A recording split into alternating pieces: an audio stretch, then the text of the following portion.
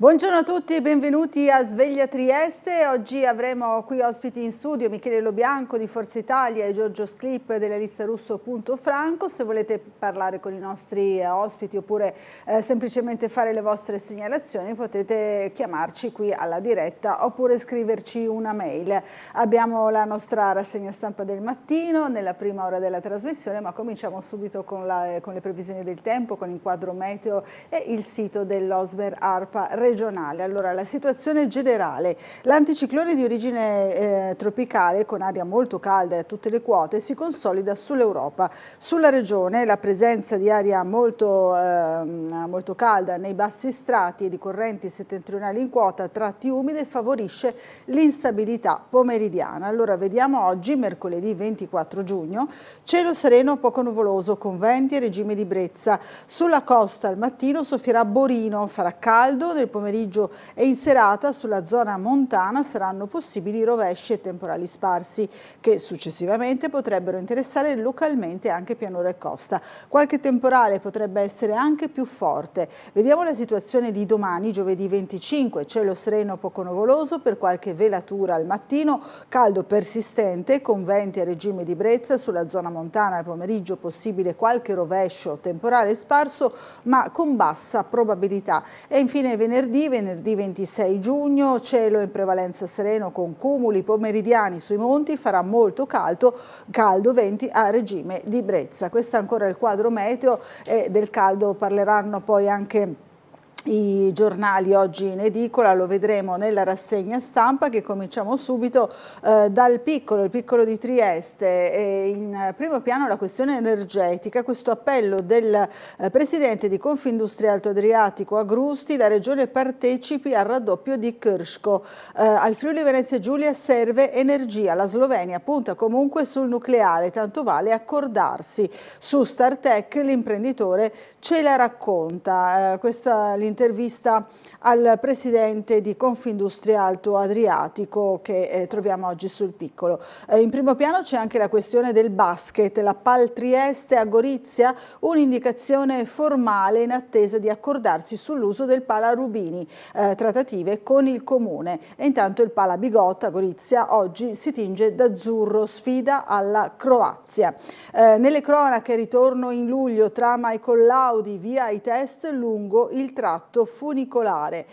Poi ancora l'analisi del turismo e della cultura. A Trieste hotel pieni e tanti ospiti stranieri, ma nei musei i visitatori sono in calo.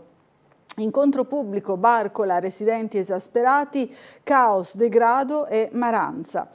Duino Aurisina, Costa dei Barbari, bagnanti incivili, rifiuti sul sentiero. La Romea Strata come pellegrini in cammino lungo il tagliamento. L'analisi, il primo passo della Germania per salvare le pensioni. Vediamo il commento: Salvini, i leghisti e lo stallo messicano che li paralizza. Poi ancora la crisi Italia-USA, Meloni colpita da Trump, ma la politica estera non è un reality. Andiamo a vedere l'edizione isontina, stessi titoli anche sullo sport, questo destino che lega appunto Trieste e Gorizia. Monfalcone, l'ultimo selfie agli amici prima dello schianto, ne abbiamo parlato anche noi, l'architetto 47enne morto in Estonia. Poi le indagini, doppio mortale sul vallone, moto con i fari spenti, questa è l'ipotesi inquietante sulle cause del tragico incidente che ha tolto la vita a due ragazzi molto giovani. Grado, manca personale, Pineta rimane senza farmacia. Ancora ascensore del Castello, siamo a Gorizia, 26 anni d'attesa, manca il collaudo, la ditta siamo in ferie.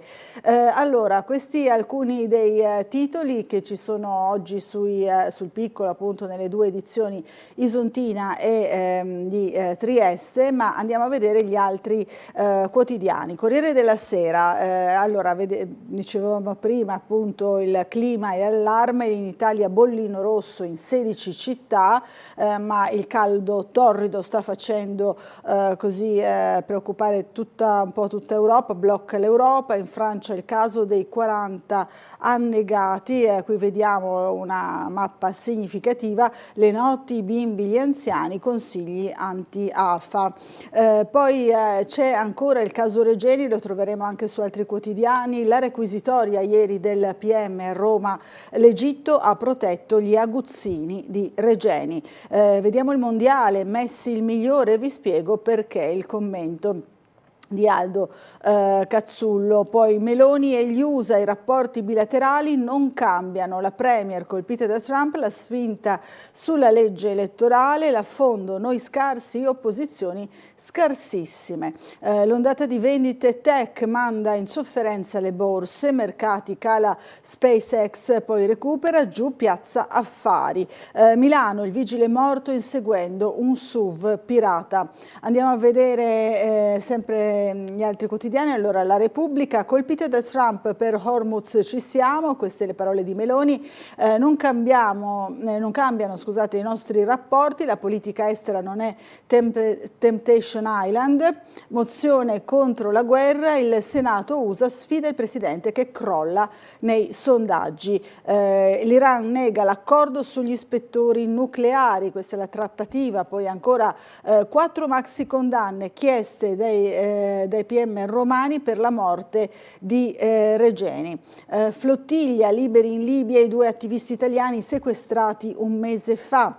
Poi ancora anche qui la stessa foto con la Tour Eiffel e la gente che si tuffa, vittime blackout, l'Europa boccheggia per il caldo torrido. Bimbi in cella, il numero aumenta, l'infamia pure, è il commento. E poi il corpo di Murgia è sempre più vivo come i pregiudizi, la polemica relativa al premio letterario, al premio Strega. La Stampa, difesa, l'ultimatum europeo, a rischio 15 miliardi, Meloni, la politica estera non è Temptation Island, si rafforza l'ipotesi voto anticipato a Bruxelles, un mese per i fondi safe, poi li assegniamo ad altri, scontro Giorgetti-Crosetto.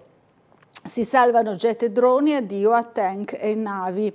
Alemanno, Vannacci e il patto sovranista e l'analisi politica di oggi. Poi Bettini, Campolargo, nessun veto su Renzi.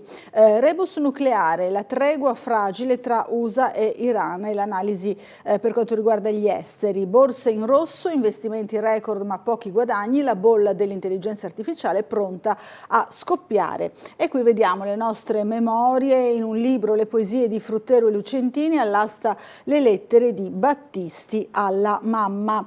CR7, 2 gol per la storia, segno in 6 mondiali, perché Messi è grande ma Maradona immenso, e le analisi insomma sul calcio e sui mondiali.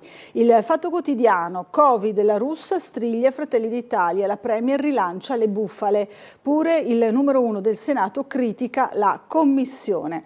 Vertice NATO, millante il 2,8% di PIL, ma ci infila pure i carabinieri. Meloni teme che Trump scopra il riarmo gonfiato. Crosetto Giorgetti, ultimatum dell'Unione Europea sui prestiti safe da 15 miliardi per le armi, lite fra i 2 ministri e paure di rappresaglie USA al summit di Ankara. Andiamo al giornale, il giornale Trump, tasse e voto, Meloni a tutto campo, sinistra scarsissima dopo lo scontro. La Premier, le frasi di Donald mi hanno colpita ma non è Temptation Island, si torni alla normalità. Adesso basta, così muore un altro servitore dello Stato, si riferisce all'agente della polizia locale morto a Milano. Albanese non si ferma all'Alta Milano, vigile perde la vita nell'inseguimento. I negoziati, Iran sbloccati 12 miliardi, ma è ancora lite sul nucleare. Covid, tutte le bugie per salvare Conte, caos in commissione. Poi ancora audio scomodi sulla sua salute, Biden li insabbia. Vediamo Libero, il PD sta coi ladri di case, questo è l'approfondimento della campagna che Libero definisce pro-abusivi. In Italia 30.000 alloggi occupati e sfratti in flessione. sessione. La Camera approva l'atteso giro di vite, ma i Dem, Bonelli e Fratoianni protestano in piazza. Morto mentre inseguiva un criminale, anche qui ora vediamo quanto vale la vita di questo vigile. Ancora il Sole 24 Ore, Gaza, Commissione ONU, bambini presi di mira da Israele, genocidio. Dopo l'accordo, tensioni tra USA e Iran su Hormuz, ispezioni e Libano, ma la trattativa va avanti. Meloni, non vedo contraccolpi tra Italia e USA, rapporti buoni. Ondata di vendite sul tech in borsa, e questo è il titolo principale analizzato dal quotidiano economico. Vediamo il Domani, Meloni cerca di placare Trump, l'Iran detta le sue regole al tycoon, reportage dai mondiali, la diaspora iraniana, la nazionale non ci rappresenta. Dopo lo scontro verbale la Premier fa di tutto per abbassare i toni e spera in un ritorno alla normalità. Il presidente USA rivendica come un successo l'accordo con Teheran, ma i vincitori sono gli ayatollah. E ancora in 60 sognano l'Italia, impara l'italiano, quegli studenti bloccati a Gaza. Allora, questi alcuni dei titoli che troviamo oggi sui giornali. Torniamo per un attimo sul piccolo, andiamo a vedere le notizie più vicine a casa nostra. Dunque, questa richiesta appunto da parte del presidente di Confindustria Alto Adriatico Agrusti, la regione nel raddoppio di Krško, salviamo l'industria. L'incontro in redazione al piccolo con il presidente di Confindustria Alto Adriatico, trattiamo con la Slovenia per vedere se possiamo partecipare alla centrale. Servono i dazi, dobbiamo fare anche frigoriferi, non solo stazioni spaziali. Queste le sue dichiarazioni. E qui vediamo anche la stazione, appunto la centrale nucleare di Krško nell'immagine. Poi ne ha avuto sicuramente per vari temi sul tavolo, da Electrolux a Startech, dalla crisi internazionale, per quanto riguarda poi anche lo stabilimento Monfalconese, e vediamo insomma anche le proteste sindacali, l'Ilva eccetera. Meloni non arretra, colpita da Trump, ma questa non è Temptation Island, è il titolo che abbiamo trovato un po' in tutti i quotidiani. Il rapporto tra USA e Unione Europea è quello su cui si basa la forza dell'Occidente. Su Hormuz dice faremo la nostra parte per ripristinare la libertà di navigazione. La sinistra parla del generale di Futuro Nazionale perché è in difficoltà. La segretaria Dem ai suoi, allargare la coalizione, questo nel campo largo. La maggioranza vuole correre sulla legge elettorale, Schlein la definisce un provvedimento incostituzionale e ribadisce faremo di tutto per fermarla. L'Europa avverte Roma, resta ancora un mese per non perdere i safe, l'abbiamo visto anche sulle prime pagine dei quotidiani. Lo show dei Vannacciani, scontro con l'opposizione, sempre a Roma. E poi ancora il fine vita torna alla consulta, pro e contro in udienza. Vediamo per la regione, i sindacati Friuli Venezia Giulia bocciano il piano casa nazionale, non aiuta le famiglie. Queste le sigle sindacali appunto sul piano casa del governo, riduce il patrimonio pubblico e favorisce i privati, dicono i sindacalisti. Qui vediamo Case Popolari a Trieste e la conferenza di ieri con i rappresentanti dei tre sindacati relativi proprio agli inquilini e alla questione proprio della casa. È una conferenza stampa che abbiamo seguito anche noi ieri nella sede appunto della UIL, ospitata appunto nella sede della UIL. Allora rivediamo insieme il servizio. Blindato dal governo il piano casa dopo il via libera alla Camera, il decreto dovrà essere convertito in legge entro il 6 luglio. Con un investimento di circa 10 miliardi l'esecutivo punta alla realizzazione di 100.000 alloggi in 10 anni e a recuperarne 60.000 sfitti dall'edilizia residenziale pubblica. Tra gli obiettivi la riqualificazione delle case ATER, aiutare le famiglie ad acquistare casa, sostenere affitti calmierati, costituire un fondo per la morosità incolpevole e velocizzare gli interventi attraverso commissari straordinari e fondi privati. La misura non incontra però il favore dei sindacati che lamentano diverse criticità. Noi abbiamo un giudizio molto critico su alcuni aspetti, alcuni articoli noi vorremmo che fossero completamente eliminati. Facciamo un esempio, l'articolo 5 dove è prevista la messa in vendita del patrimonio pubblico. Il provvedimento in questo caso prevede di far cassa sia per sanare i debiti che hanno gli istituti che gestiscono le case popolari, ma anche per finanziare il sostegno del debito dello Stato. Come SIGE troviamo positivo che finalmente si parli di un piano casa. Le criticità che evidenziamo principalmente sono la diminuzione del Fondo Nazionale di Sostegno Affitti, a favore magari di un aumento dei fondi a sostegno delle moralità incolpevoli, e la velocizzazione degli sfratti, perché anche la costituzione di 100.000 alloggi previsti e la riconversione di 60.000 alloggi, i tempi appunto per la loro realizzazione non coincidono con i tempi di un'eventuale richiesta di assegnazione per gli sfratti, velocizzati. Totalmente insufficienti, in quanto c'è una criticità perché non rispondono appieno ai fabbisogno delle persone, tanto più che oggi come oggi stiamo assistendo a una povertà diffusa, stiamo assistendo a famiglie monoreddito che non riescono a portare a termine il mese, e in più abbiamo anche i pensionati, che sono le nostre categorie che diamo più affidamento su e noi stiamo sostenendo ancora di più. Questo è totalmente insufficiente, quindi noi auspichiamo un incontro assieme alle organizzazioni sindacali e alle associazioni, insieme al governo, per fare un piano di struttura che coincida con le necessità di tutta la popolazione. Allora, restiamo in tema sindacale, vediamo la CISL, poco personale nel pubblico, serve un piano di social housing, affitti troppo alti, chi vince i concorsi se ne va, si utilizzino gli immobili vuoti di INPS, INAIL e Regione, questo è l'approfondimento. Ancora sempre nelle pagine della Regione, ma della politica in realtà, Lega al bivio tra i veleni, la base attende la svolta, nulla di decisivo per ora dalla cabina di regia e l'asse Federica Zaia si rafforza. Qui lo vediamo in una foto significativa. Qui vediamo invece la foto del vice premier Salvini con Vannacci prima del rumoroso divorzio, viene definito così sul piccolo. Ieri abbiamo intervistato il coordinatore e il segretario regionale della Lega proprio su questo primo vertice, su questa fase del partito del Carroccio, il segretario Dreosto. Allora rivediamo insieme il servizio.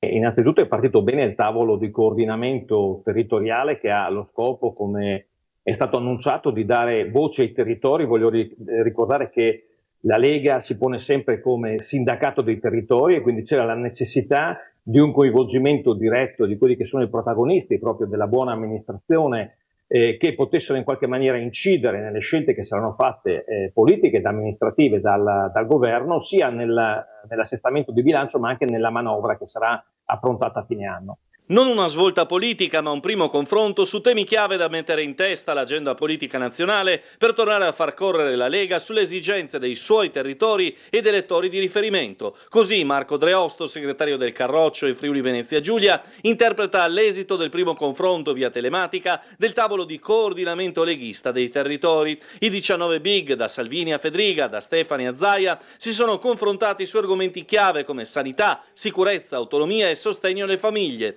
Non è andata oltre una sollecitazione invece la richiesta di affrontare la revisione dello statuto della Lega copiando il modello tedesco CDU-CSU. Il tema non era all'ordine del giorno. No, noi abbiamo parlato sempre di temi che sono quelli che devono essere messi al centro dell'attenzione. Noi abbiamo necessità di dare risposta alle comunità, ai territori. Sappiamo che esiste una questione anche settentrionale in cui c'è proprio la necessità di dare ancora maggiore attenzione a questi territori, e quindi la prima cosa che la Lega in questo momento mette al centro dell'attenzione è dare risposte concrete. Dopo, quella che è l'organizzazione del movimento è un fatto puramente interno, che evidentemente però non incide su quelle che sono le politiche che verranno ad essere determinate nei prossimi mesi. L'ora e mezza di discussione con interventi contingentati a circa 5 minuti a testa non ha certo sciolto i nodi chiave. Resta da capire, anche a seguito di ulteriori riconvocazioni del tavolo, come questo preparerà effettivamente al confronto vero e proprio del partito previsto per il 4 e 5 luglio a Mogliano, dove necessariamente anche il tema della leadership e del futuro assetto non potranno essere elusi. Un'altra opportunità per trovarci tutti assieme attorno ad un tavolo, fare dei ragionamenti di prospettiva che possono in qualche maniera essere presi come strumento proprio per lanciare anche quelle che saranno le iniziative politiche che vedranno il Paese al voto nel 2027. Allora andiamo a vedere l'attualità internazionale. Gli Stati Uniti sbloccano 12 miliardi per l'Iran, incognita sulle ispezioni. Teheran in pressing su Washington per il Libano. Trump a picco nei sondaggi, piace a 3 americani su 10. Il primo passo tedesco per salvare le pensioni e l'analisi invece per quanto riguarda l'economia di altri paesi. Asse tra Lubiana e Zagabria, lo stop a Schengen non serve. Questo rientra in un dibattito molto acceso anche qui da noi. Prima mossa all'estero del titolare degli interni sloveno, incontra poco oltre la frontiera l'omologo croato. Croazia scatta la stretta sulle patenti nautiche, obbligo di pratica in mare. Il governo dopo gli incidenti varrà per le nuove licenze. Il pattinaggio di Pola sottoposto al restauro, siamo naturalmente nella pagina Istria, Quarnero e Dalmazia, ma andiamo sempre all'attualità e all'Europa nella morsa dell'AFA. Bollino rosso in 17 città italiane. In Francia sono stati 40 i morti annegati in soli 5 giorni in cerca di refrigerio. A Firenze previsti 41 gradi, in Spagna 45, soffrono anche Germania e Olanda. Secondo l'OMS si tratta di un'emergenza sanitaria per tutto il continente. La foto insomma della Torre Eiffel e il tuffo nella fontana di Trocadero accanto appunto alla Torre Eiffel fa sicuramente scalpore un po' su tutti i quotidiani. Caldo record, ci sono anche i numeri, vediamo che la città di Trieste non è tra le 17 da bollino rosso per il momento. Aumentate del 15% le chiamate al 118 ma non c'è allarme. Non preoccupano gli accessi poco più alti agli ospedali, massima attenzione però per i più fragili. E ora ci colleghiamo invece con la sala operativa della Polizia Locale per vedere qual è la situazione in questa giornata di caldo ancora torrido del traffico in città. Abbiamo al telefono l'assistente scelto Marco Cernecca, buongiorno. Buongiorno a lei e buongiorno a tutti i telespettatori. Allora inizierei con la situazione attuale che vede il traffico scarso sulla rete stradale cittadina, comunque in aumento. Non abbiamo segnalazioni al momento di incidenti o intralci particolari alla viabilità. La notte è passata diciamo tranquilla per le nostre pattuglie, c'è stato solo un incidente giusto all'inizio verso le ore 20 in via Revoltella a carattere di investimento senza però gravi conseguenze per la persona coinvolta e poi altri interventi di routine nel corso della notte. Per la giornata odierna ricordo che sono previsti dei lavori di manutenzione agli impianti semaforici in largo Baiamonti e via Pirano nella mattinata, l'orario previsto circa dalle 8 alle 12, analogamente nel pomeriggio sempre lavori di manutenzione ai semafori in piazzale Cagni, piazzale Valmaura. E questo qua è stato diciamo che previsto come orario dalle 13 alle 17.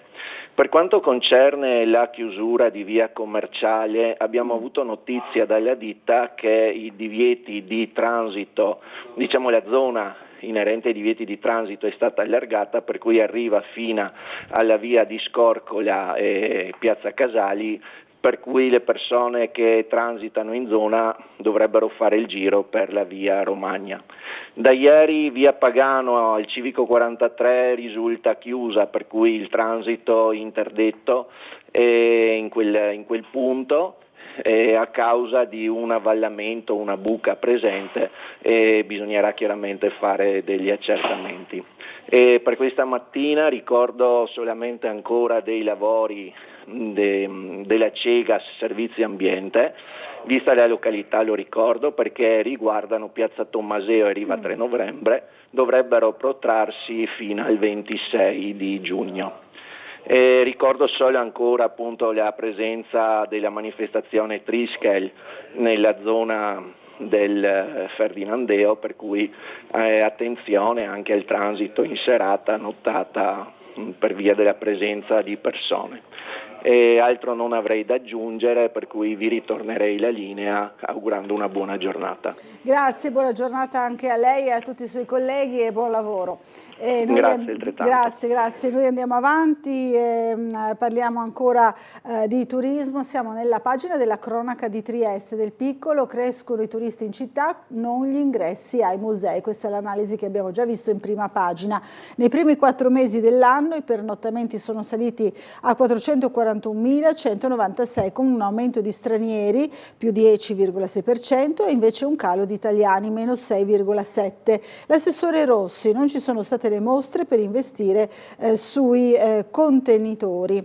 Vediamo la collezione di porcellane Loca, riporta i triestini al Sartorio, ancora pronta per la Barcolana, la sala immersiva del Batiscafo Trieste, investimenti tra De Enriquez, Revoltella e Magazzino 26, comunicazione wireless, i segreti svelati all'immaginario scientifico, nuova installazione all'interno degli spazi del magazzino di Portovecchio. Ne abbiamo parlato anche noi ieri con un servizio. L'obiettivo è far conoscere in un modo semplice il mondo delle radiofrequenze anche ai profani, dalle antenne il segnale interrotto da un ostacolo fino al blocco dei campi elettromagnetici. Questi sono gli esperimenti possibili all'immaginario scientifico. Vediamo insieme il servizio.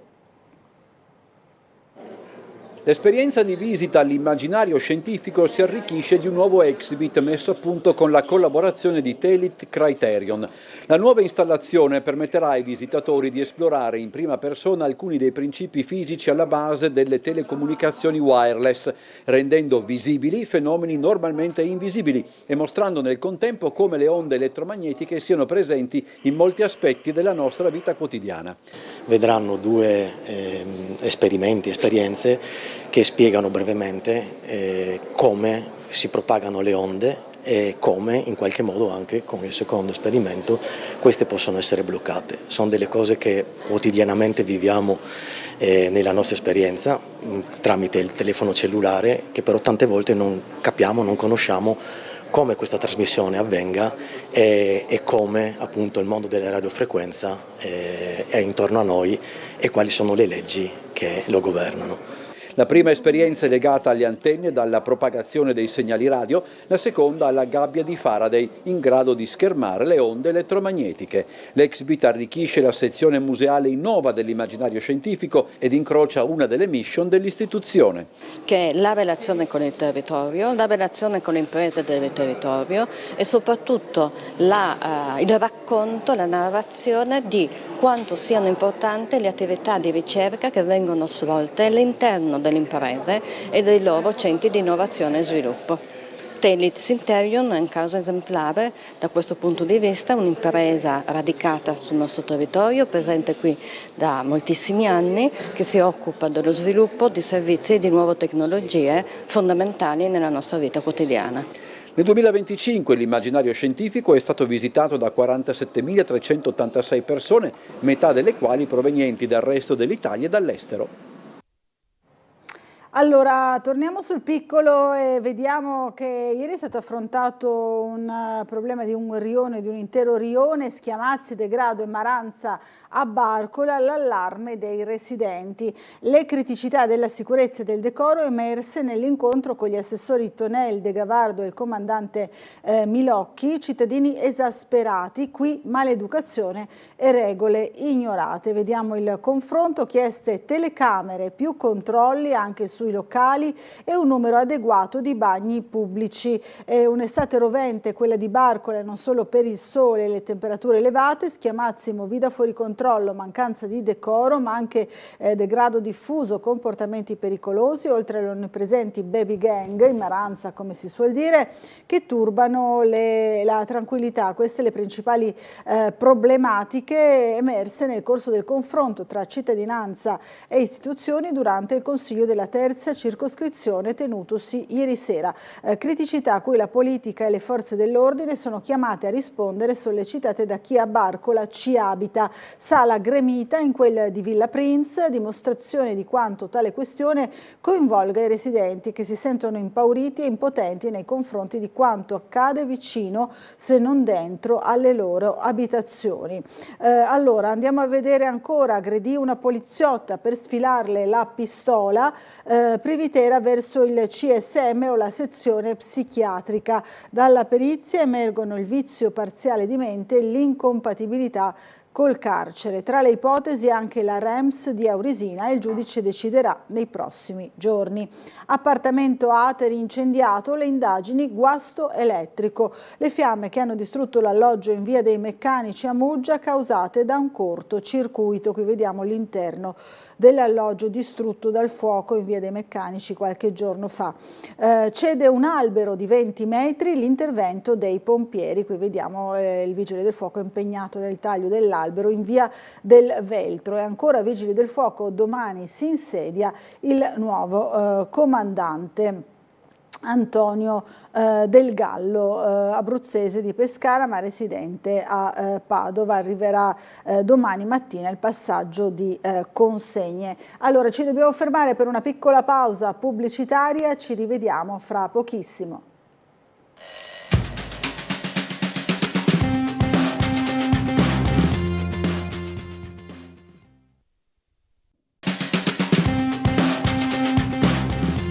Di nuovo in diretta alle 7:34 del mattino, ancora con la nostra rassegna stampa. Andiamo a vedere il Corriere della Sera, il grande caldo per altri 10 giorni, come titola appunto in primo piano sull'emergenza. Francia, il caso dei 40 annegati. In Italia oggi bollino rosso in 16 città, più 15% di telefonate al 118. Londra, stop al cambio della guardia, addirittura per il grande caldo. Qui vediamo anche le previsioni fino a venerdì 3 luglio. Ancora andiamo avanti, sempre sul Corriere della Sera. Trump esulta sul petrolio a Hormuz, l'Iran sui missili nessuna concessione. In Libia liberi i 2 italiani della flottiglia, dopo un mese tornano a casa Centrone e Alberizia, rilasciati anche gli altri 8 attivisti fermati a Sirte.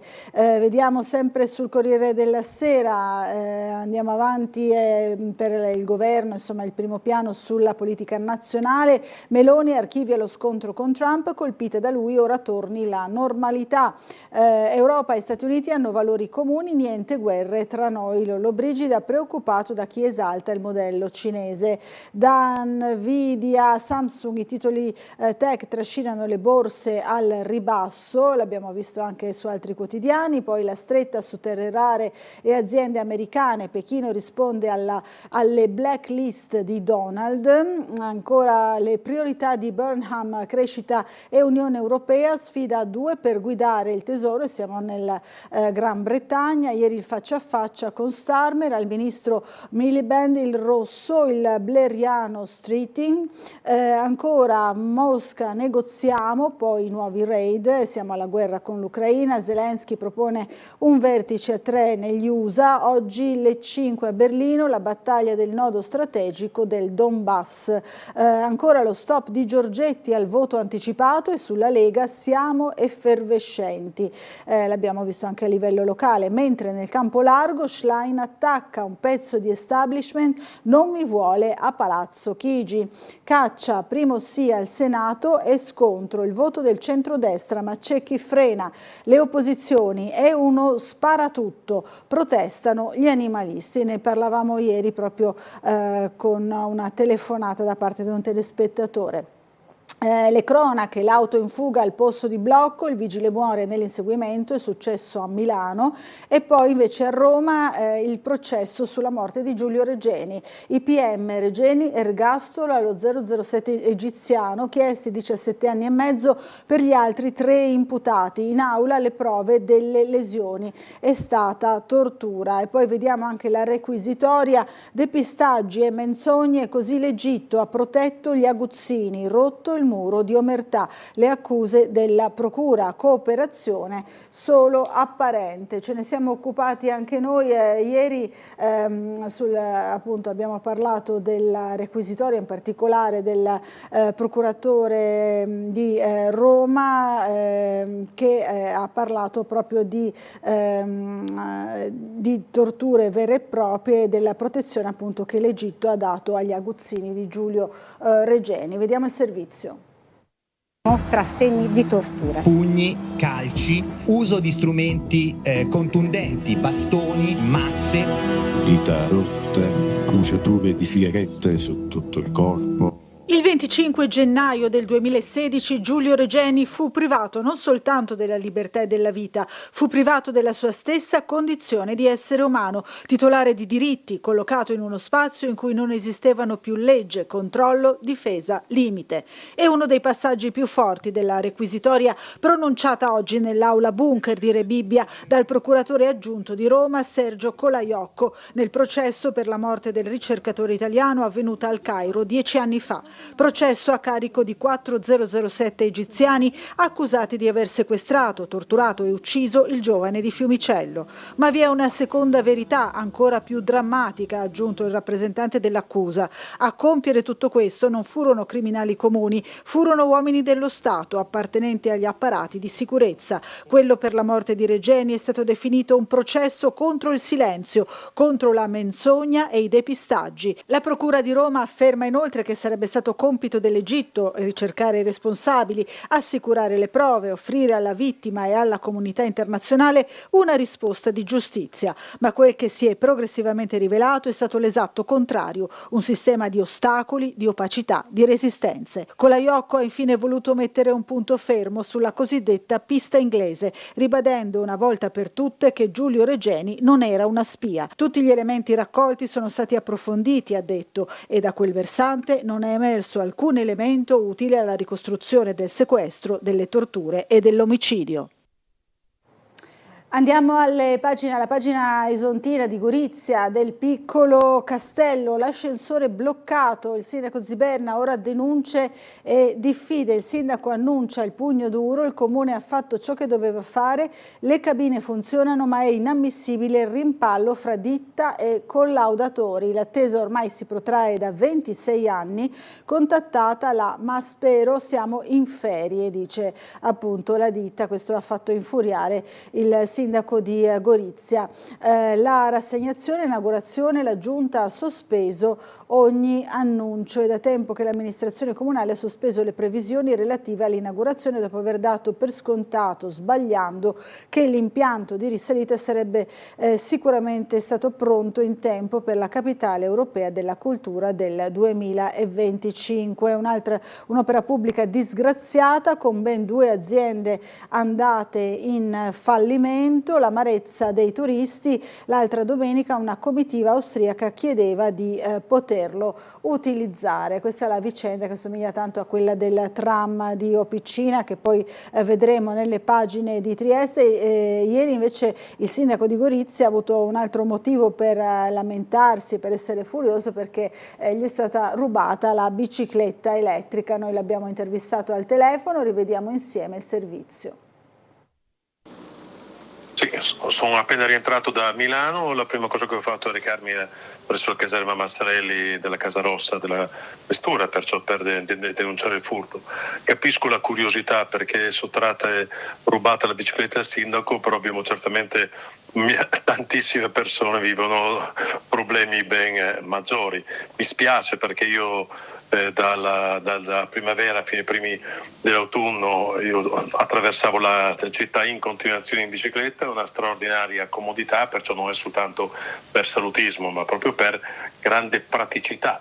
Mi chiedo che cosa se ne farà adesso quello che ha rubato la mia bicicletta, sprovvista peraltro di batteria, una bicicletta pedalata assistita, pesa molto più delle altre, senza batteria mi auguro che abbia qualche difficoltà nel cercare di piazzarla, questo mi auguro. Peraltro c'è un istituto bancario a pochi metri con una telecamera, ho pregato di non cancellare le immagini in attesa che gli inquirenti possano visionare le immagini. Speriamo che si riesca a risalire al ladro. Sì, hanno proprio reciso il lucchetto. Io contavo, appunto, togliendo la batteria, di disincentivare, rendere meno appetibile la mia bicicletta. È vero che su 10 biciclette circa che erano posteggiate sotto casa hanno scelto proprio la mia, ma non credo sia per qualche ragione politica, come qualcuno mi ha detto, ma sindaco potrebbe essere, visto che peraltro il mio veicolo era già stato oggetto di atti di vandalismo un po' di tempo fa, ma non credo che sia riconducibile all'agone politico questo. Allora, restiamo nella pagina esontina per la cronaca. Diagnosi fatta in ritardo, la Corte dei Conti scagiona la ginecologa, ha concluso in appello una vicenda che risale al maggio 2013, al centro la storia di una donna che abortì in ospedale. L'ARCS si era rivalsa sulla dottoressa che all'inizio era stata condannata, ora è stata scagionata completamente. In Corso Verdi, sempre a Gorizia, sacchi di rifiuti abbandonati nell'isola pedonale. I penitenziari di La Paz raccontati da 4 giovani volontari del CVCS, gli operatori hanno messo le proprie competenze al servizio dei diritti umani. A Monfalcone si parla ancora qui vediamo l'ultimo selfie inviato agli amici dall'Estonia prima di morire dell'architetto, in realtà 47enne, morto in moto in una vacanza appunto in Estonia. La foto nella chat degli amici dall'architetto morto in moto. Lorenzo Pasqual, mandato questo selfie agli amici durante proprio il suo viaggio in Estonia, dove è morto. Abitava nella casa di famiglia davanti al Duomo, ma voleva trasferirsi a Ronchi. Era venuto a trovarmi, ricorda l'amico Andrea Carnielutti, e si era travestito da Babbo Natale per i miei figli. Ieri abbiamo raccolto anche un ricordo dell'architetto scomparso da parte del sindaco di Monfalcone, Luca Fasan. Allora rivediamo insieme il servizio. Ha perso la vita in un incidente in moto mentre si trovava in vacanza in Estonia Lorenzo Pasqual, architetto di 47 anni, dipendente dell'ufficio urbanistica del comune di Monfalcone. Una notizia che ha gettato nello sconforto tanti colleghi e amici con cui passava le giornate di lavoro in municipio. Pasqual si trovava in sella alla propria Yamaha con cui amava girare l'Europa durante le vacanze estive. Lo schianto è avvenuto sulla strada fra Narva e Tallinn, nei pressi di una cittadina balneare situata su un fiume al confine con la Russia. Coinvolte nel sinistro un'auto con alla guida una donna del posto di 64 anni e il mezzo a 2 ruote del Pasqual, deceduto sul colpo dopo l'impatto. A ricordare l'architetto che viveva nel centro della città dei cantieri e aveva lavorato in passato anche a Doberdò e Aquileia, stamani è stato anche il sindaco di Monfalcone, Luca Fasan. La notizia della scomparsa dell'architetto Pasqual ci ha addolorato profondamente. Di fronte ad eventi così improvvisi e sconcertanti, ogni considerazione professionale passa in secondo piano e resta soprattutto il cordoglio per una vita spezzata troppo presto. L'architetto lavorava con noi dalla fine circa dello scorso anno e io stesso avevo avuto modo di incontrarlo soltanto pochissime volte, ma anche in questo breve lasso di tempo abbiamo avuto da sempre comunque il modo di apprezzare la sua dedizione al lavoro e il suo profondo impegno. Questo è stato una costante per tutti noi, è una perdita che colpisce l'amministrazione comunale e tutti coloro che hanno avuto modo di condividere con lui un tratto del proprio percorso professionale. A nome mio e personale e di tutta l'amministrazione comunale della città di Monfalcone, io desidero veramente esprimere il più sentito cordoglio e la più sincera vicinanza di cuore ai suoi familiari, a tutti i colleghi e a tutte le persone che lo hanno conosciuto e che oggi piangono la sua prematura scomparsa. Allora, torniamo sul giornale, ci spostiamo nuovamente a Trieste per vedere le consuete cronache della maturità e degli esami orali, promossa la nuova formula dagli studenti al carducci-Dante, i primi studenti alle prese con curriculum e motivazioni. Vediamo l'articolo di Nicole Brusaferro, la terza prova va a primi diplomati del 2026, festeggiati fuori dalle scuole da genitori, amici e parenti con mazzi di fiori e spumante. Il carducci-Dante è uno dei primi istituti di Trieste dove sono iniziati gli orali dell'esame di maturità che oggi entreranno nel vivo in tutti o quasi gli altri plessi della città. Qui vediamo alcune immagini. Nomine cacciaburlo, Later indica De Min per la fondazione. Sangio Fest, polemica tra PD e Fratelli d'Italia, propaganda, presenti pure voi, gruppo Dem contro i meloniani, festa usata per pigliare voti, la replica malafede, l'opposizione non c'era. Scusate, c'era. Invece la polemica scatenata da Adesso Trieste, segnalata da Adesso Trieste dall'ANPI. Avanguardia Nazionale, esce il libro con polemiche. Casa del Combattente, esce un libro su Avanguardia Nazionale, movimento di estrema destra a cavallo degli anni 60 e 70 in cui venne sciolta. Viene presentato alla Casa del Combattente, scoppia la polemica. Avanguardia aveva a Trieste uno dei gruppi più forti in Italia, anche con sede in Viale 20 Settembre, una storia fatta anche di scontri, ripercorsa nel volume Confesso che ho vissuto, ma la presentazione in una sede pubblica non piace ad ANPI, spalleggiata da Adesso Trieste. Noi eravamo ieri alla conferenza stampa proprio di presentazione di questa iniziativa e di richiesta al Comune in particolare di non concedere gli spazi pubblici del museo per questa iniziativa. Rivediamo insieme il servizio. Non è la prima volta che il Museo del Risorgimento ospita iniziative che esaltano la storia di Avanguardia Nazionale, che è stata un'organizzazione fascista ed eversiva sciolta nel 1976, iniziative alle quali partecipano ex aderenti di questa organizzazione. No all'uso di uno spazio pubblico per un'iniziativa che intende celebrare Avanguardia Nazionale, l'organizzazione eversiva neofascista disciolta formalmente nel 76 per effetto della legge Scelba. A chiederlo sono Adesso Trieste insieme all'ANPI provinciale che in una conferenza stampa davanti all'ingresso del Museo del Risorgimento di Piazza Oberdan hanno denunciato la prevista presentazione di un libro sull'organizzazione negli spazi pubblici dati in concessione dal Comune della Casa del Combattente. Il volume in questione ha tra gli autori Claudio Scarpa, noto esponente triestino di Avanguardia Nazionale. Il capogruppo in comune di Adesso Trieste, Riccardo Laterza, ha ricordato che non è la prima iniziativa del genere. In un'altra, sempre alla presenza di Scarpa, era stata esposta la bandiera della Repubblica di Salò. Il presidente dell'ANPI provinciale, Fabio Vallon, in una nota ha parlato senza mezzi termini di apologia del fascismo e del terrorismo. Lo riteniamo inaccettabile, contrario ai principi della Costituzione, il fatto che venga concesso uno spazio pubblico, per di più uno spazio museale, per organizzare iniziative di questo tenore. Quello che chiediamo all'assessore Rossi e all'amministrazione è di intervenire nei confronti delle realtà che hanno in concessione lo spazio per indicare che iniziative del genere non sono benvenute. A chi dice che a Trieste oggi non c'è un problema di presenza di pericolo fascista, segnaliamo iniziative del genere che si sommano alle aggressioni fisiche ai giornalisti che sono avvenute un mese fa in Viale 20 Settembre. Sono questioni da non sottovalutare, da non sminuire, sulle quali riteniamo vada tenuta alta l'attenzione nel rispetto appunto dei principi costituzionali e della libertà di ognuno. Allora, torniamo sempre ai temi cittadini. Tram di Opicina, collaudi finali, via ai test sul tratto funicolare, corsi di prova dopo i lavori di revisione, ripartenza nelle prossime settimane, attesa per la data. Il ripristino delle fermate di Piazza Casali e Oberdan, i prossimi passi. Questa è la vicenda, la linea 2 è ferma dalla Barcolana, riparato il guasto, si è proceduto con la manutenzione.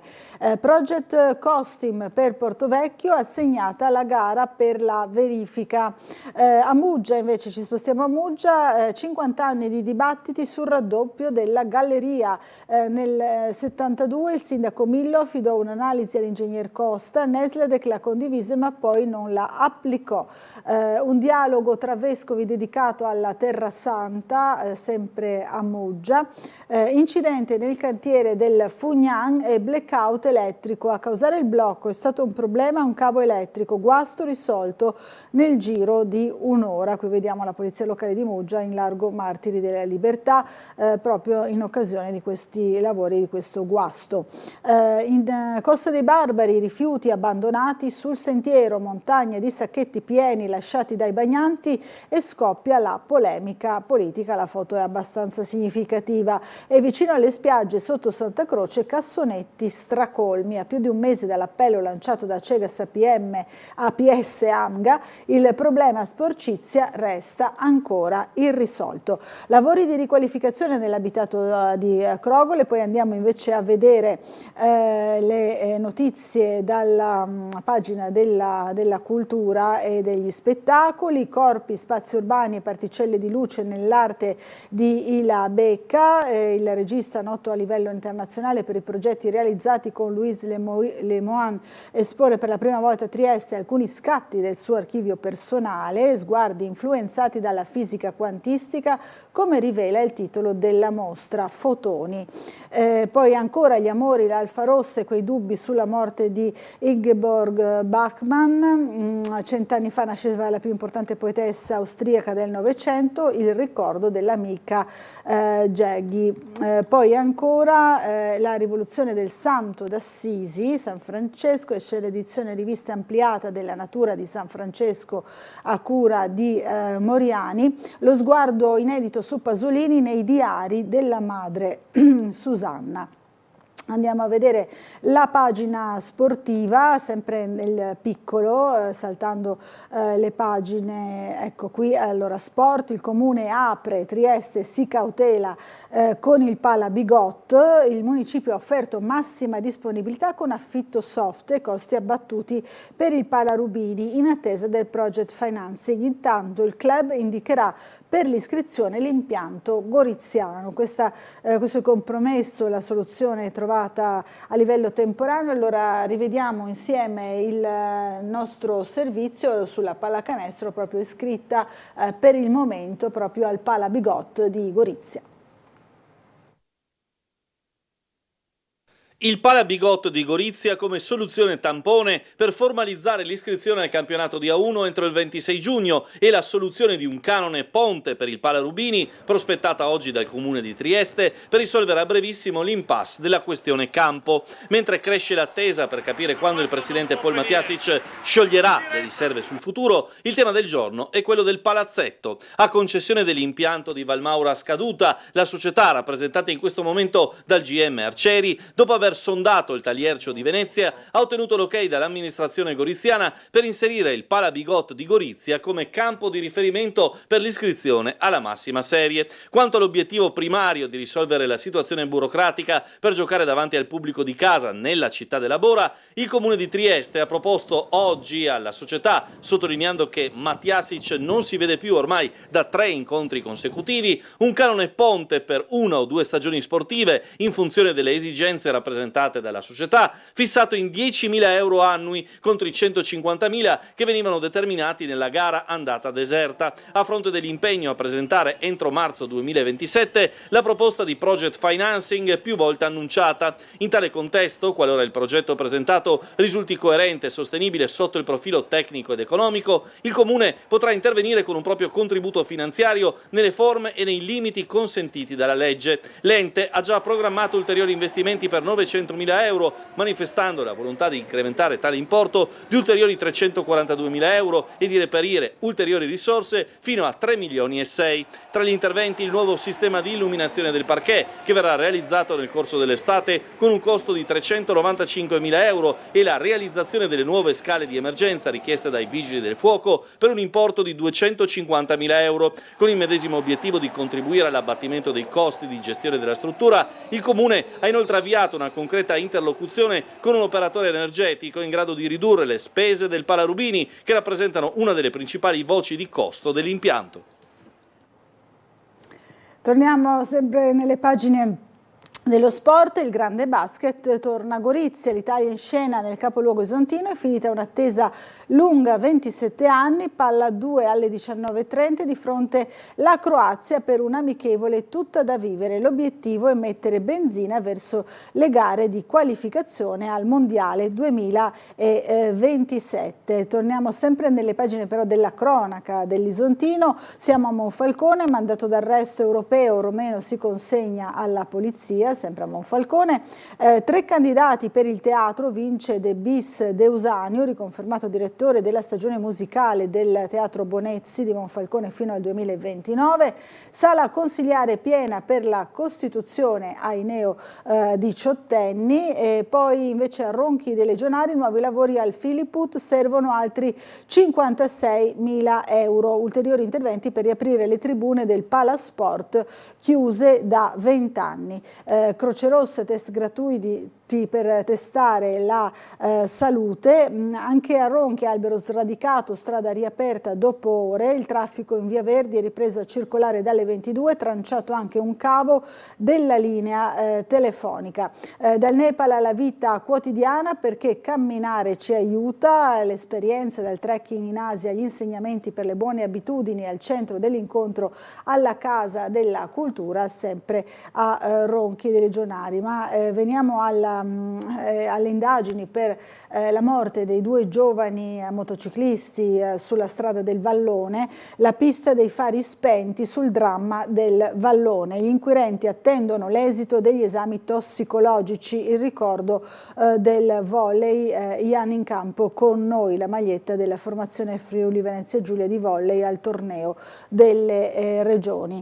C'è dunque un nuovo elemento sul tavolo degli inquirenti che stanno indagando sull'incidente stradale di Gabria, costato la vita a Lorenzo Valentini, 25 anni, e Ian Bensa di 24 da compiere, in viaggio sulle rispettive moto. Secondo quanto si apprende da fonti investigative, la 2 ruote di quest'ultimo procedeva senza luci accese, un elemento che troverebbe riscontro dai filmati delle telecamere nel tratto precedente della statale 55 del Vallone, oltre che dall'analisi eseguita sul mezzo sequestrato. Sul perché di questa assenza sono in corso gli accertamenti, valutando ogni possibile pista, incluso il guasto accorso durante il tragitto. La quasi totalità dei motocicli infatti viene prodotta da anni con un sistema automatico di accensione dei fari, indipendentemente che sia mattina o sera, proprio per rispettare l'obbligo del codice della strada. Allo stesso tempo si attende il riscontro degli esami tossicologici, delle autopsie eseguiti sui 2 per poter aggiungere elementi a una vicenda apparsa complessa fin dall'inizio. Ad attendere l'esito degli accertamenti sono in primis le famiglie di entrambe le vittime. Ad Oberdo del Lago, paese di Bensa, gli interrogativi si sommano al dolore del tempo che scorre. L'avvocato che segue i genitori del giovane, Marco Iarz, non commenta sugli ultimi elementi emersi. Attendiamo il rapporto che sarà depositato in procura. Il messaggio, un amico, un compagno, un ragazzo che amava la pallavolo che portiamo nel cuore, il messaggio della Federazione Italiana Pallavolo dell'estremo nord-est. Entrambe le formazioni inoltre giocheranno tutte le gare con il lutto al braccio. Si parla del trofeo delle regioni a cui avrebbe dovuto partecipare il giovane motociclista. Allora ci dobbiamo fermare per una breve pausa pubblicitaria. Fra pochissimo sarà con noi qui in studio Michele Lobianco, consigliere regionale di Forza Italia.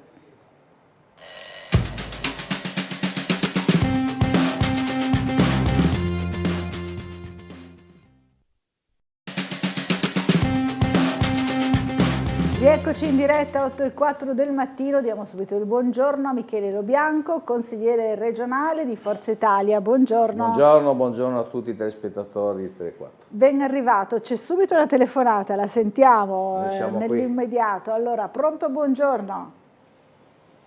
Buongiorno, chi è in linea con noi?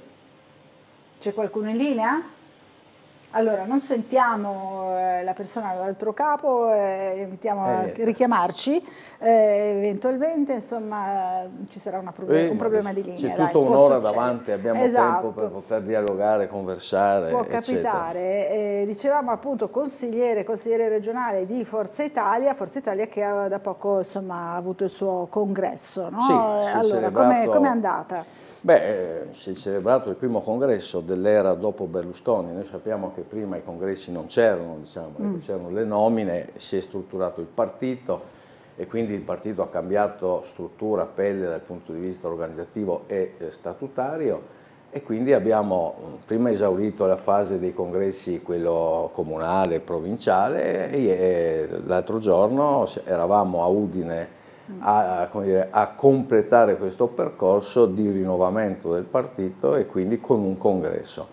Devo dire, ciò che ha colpito, ma non cadendo nella sindrome dell'oste che vende il vino più buono sempre lui, è stato un crescendo di attenzione dei cittadini, degli elettori, eccetera, su Forza Italia, perché insomma, la sala era stracolma, ahimè per motivi di sicurezza non sono potuti entrare tutte le persone che volevano entrare.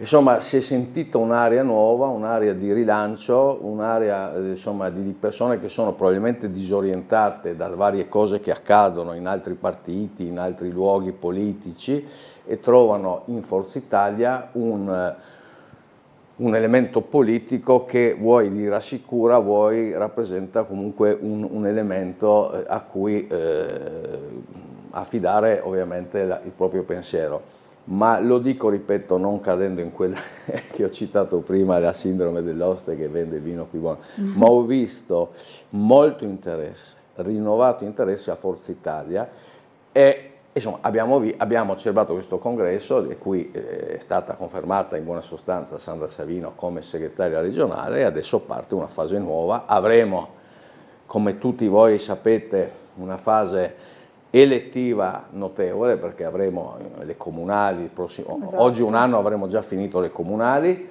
di Trieste e non solo di Trieste, vedremo le province, vedremo cosa decide il presidente Fedriga, se continuare fino al 28 o vediamo cosa accade, e quindi dobbiamo tenerci pronti tutti. Cioè, io auguro e auspico, questo sì, mando un messaggio politico a tutti, anche i miei ovviamente alleati eccetera, di non creare un ingorgo elettorale, perché io solo pensare, poi lascio tempo alla telefonata, un quadro dove noi dovremmo votare contestualmente per politiche che mi auguro vengano svolte a data che era quella di ottobre, a scadenza naturale, no? Lei provi a immaginare se noi a un elettore gli diamo 5 schede, e 2 delle comunali e circoscrizionali, provinciali e politiche, Senato e Camera, sono 5 schede. Neanche mi pare che a Scopa si gioca con 3 carte, ecco. Allora diventerebbe complesso, perciò io faccio un appello a che non vi siano ingorghi politici e che le elezioni si facciano tutte a scadenza naturale, tranne l'elemento nuovo delle province, laddove appunto questo accadrà, perché abbiamo la legge, e finché si dice gatto quando è nel sacco, abbiamo la prossima settimana la fase legislativa sulle province. C'è la telefonata, chiedo scusa. La sentiamo subito, poi ritorneremo sicuramente anche sulle province e sui provvedimenti abbiamo un piatto ricchissimo regionali. Allora, pronto, buongiorno. Sì, buongiorno, buona giornata a tutti quanti. Buongiorno, un saluto grande all'amico Michele. Buongiorno. Niente, volevo solo augurarvi che tutto andrà bene per le votazioni. Oltre che questo, volevo fare una segnalazione. Qua a Roiano ogni giorno, ogni notte ci sono le moto che corrono come il diavolo con quella marmetta aperta. Non si può dormire con le finestre aperte, non si può sentire un telegiornale, non si può sentire niente. Qua bisogna fare qualcosa, proprio marmette che quando arrivano qua ti danno quel colpo di acceleratore, boom, che ti fa spaventare. No, e sarebbe da fare non so, qualche cosa, perché non si può andare avanti così. La segnalazione.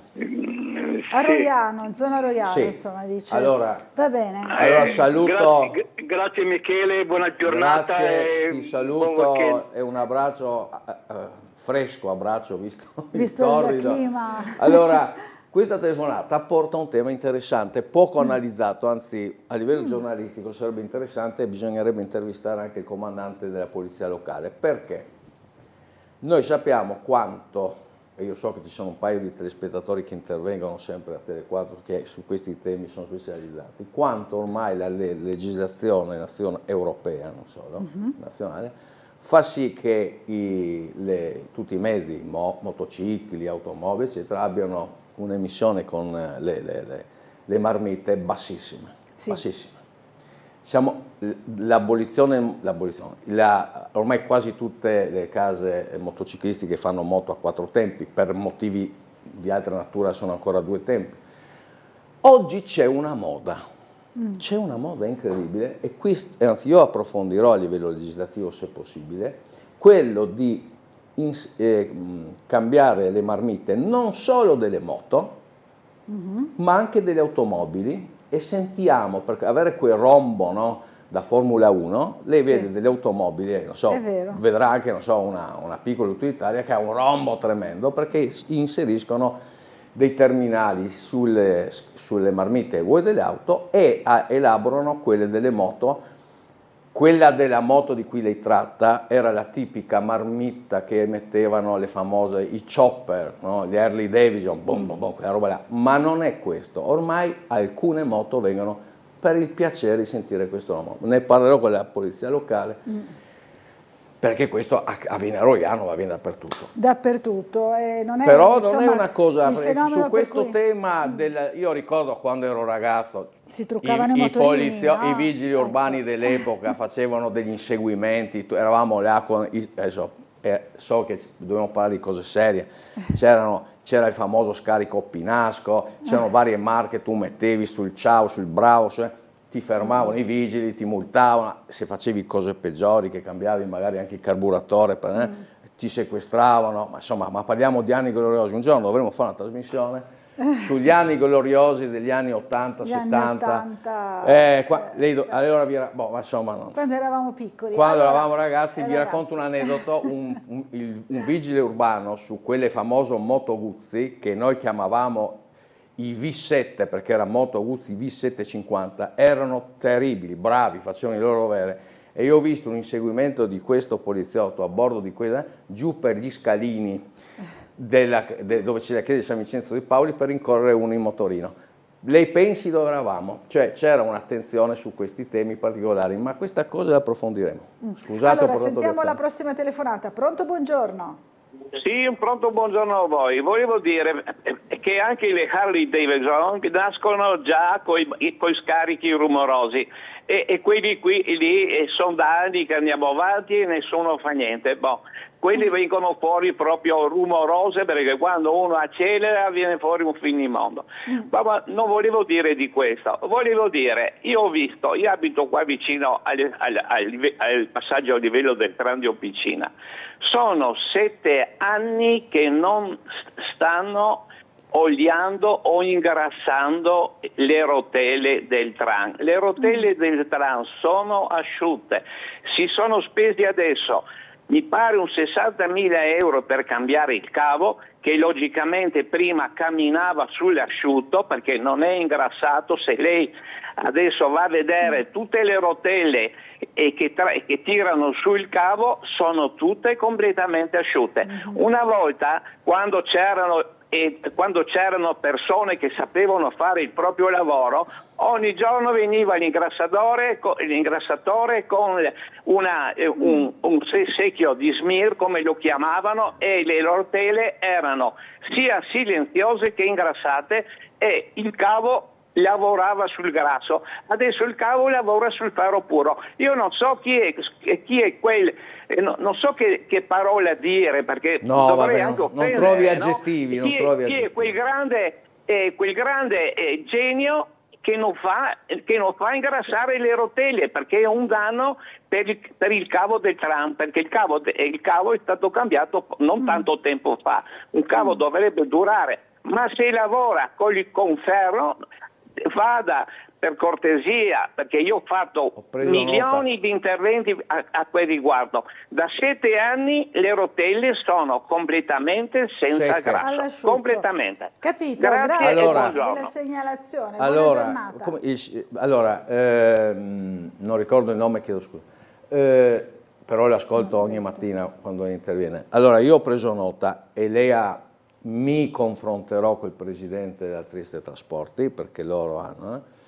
Convengo, io sapete, insomma, vado in bicicletta, quindi le catene delle bici vanno sgrassate, poi ingrassate, ripulite, e ricordo da quando ero bambino, prendevo il tram di Opcina, che c'era, io salivo da una parte, c'era l'ingrassatore, cioè uno con un pennellone così che andava a ingrassare. Guardi, io non so se sia cambiato qualcosa nelle tecnologie, ma insomma, e quali siano le nuove metodologie tecnologiche per lo scorrimento, no, tra due corpi metallici o comunque tra due corpi tra loro. Ripeto, esco da questo studio, chiamo il presidente della Trieste Trasporti e mi confronto con lui, perché indubbiamente sa, è un po' come quando adesso si fanno le palizzate belle in legno, no? Lei vede, ecco, lei so che è una persona che cammina in carso, si muove, no? Allora io ho sempre contestato, non il fatto di creare delle belle staccionate in legno, eccetera. Ho detto sì, molto bello, però bisogna fare manutenzione, e quindi, come la stessa cosa, bisogna ogni anno grattare, dare l'impregnante, poi dare magari il pattern, cioè dare una lacca che è impermeabile, o comunque degli impregnanti molto forti, per evitare che tutte queste belle palizzate, che ormai le vediamo marcescenti in giro dappertutto, insomma. Quindi guardi, mi informo di questo. Ci informiamo. Allora, ci sono anche delle richieste da parte dei nostri telespettatori. C'è Enrico che dice: buongiorno, mi ricordo del leggendario Barbarossa. Ce ne fossero anche oggi di persone così come a Servola il maresciallo Scalabrini. Certo, Buona era giornata. il famoso Barbarossa, chiamato perché aveva barba. Lui era, ma guardate, adesso lo dico, ma io ho nostalgia di quei tempi. Ma non perché avevo ovviamente 14 anni. C'erano noi ragazzini, noi ragazzi dell'epoca, eravamo veramente timorosi di incontrare i V7. I V7 era una squadra di motociclisti, li trovavi ovunque. Io non so, avevano il dono dell'ubiquità, cioè tu dove passavi sentivi il famoso rombo dolce, perché le Moto Guzzi, a differenza di quelle di queste moto che sentiamo, avevano un dolce rombo, boom boom boom, e questi ti arrivavano sempre chiaramente, ma avevano anche l'umanità, cioè sapevano, insomma, ti davano qualche bonus ogni tanto, ma poi ti davano delle sanzioni serie quando vedevi che, insomma, poi loro anche conoscevano tutti i ragazzi in giro per Trieste, era una componente dei vigili urbani di quella volta straordinaria, e io ho dei ricordi, tra cui questo mitico, e nei ragazzi del mio rione, che tuttora incontro, ricordiamo tuttora quell'inseguimento. Guardi, a un ragazzo che conosco, lui aveva un Bravo, sapete, della Piaggio rosso, e lui per sfuggire a questo Barbarossa andò giù per gli scalini della chiesa di San Vincenzo de Paoli, che poi va in via Donadoni, e lui con questa moto pesantissima si è buttato giù, altro che quei film americani. Noi avevamo da insegnare. Allora, buongiorno, la domanda che ho fatto ieri sul DDL caccia approvato al Senato la voglio fare oggi al cortese ospite in studio, che so essere sensibile al benessere animale e all'ambiente. Penso che con questo provvedimento il centrodestra scontenterà parecchi elettori, dice Roby, che ma lei parla, guardi, lei io sono contro la caccia, guardi, quando io vado la mattina presto in bicicletta, io prendo anche quelle povere carcasse di animali che vengono travolti di notte e cerco di dar loro, per evitare di essere brutalizzati dalle automobili, di prenderli e di metterli al margine, se c'è terra li metto sulla terra, insomma differenti, ai bordi, se posso trovare. Io sono contro la caccia, però vede, io adesso però rilancio. Noi avevamo un'occasione storica, qualche anno fa, invece di andare al mare, gli italiani tutti o una parte andavano a votare sul referendum della caccia. Oggi non avremmo né questo, ma ne tante altre cose.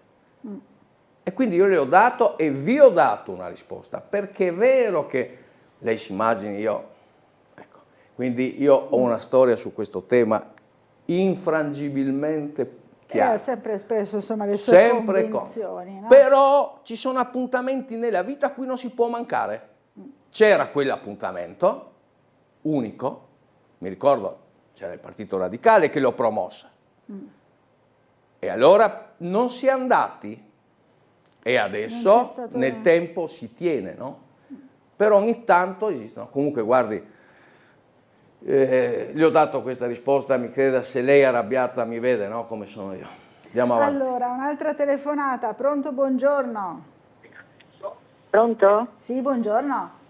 Buongiorno, senta, c'è un inquinamento pazzesco, una puzza di gas, ho chiamato i pompieri l'altra notte. Hanno chiamato diversi cittadini perché i pompieri mi hanno detto che non c'è.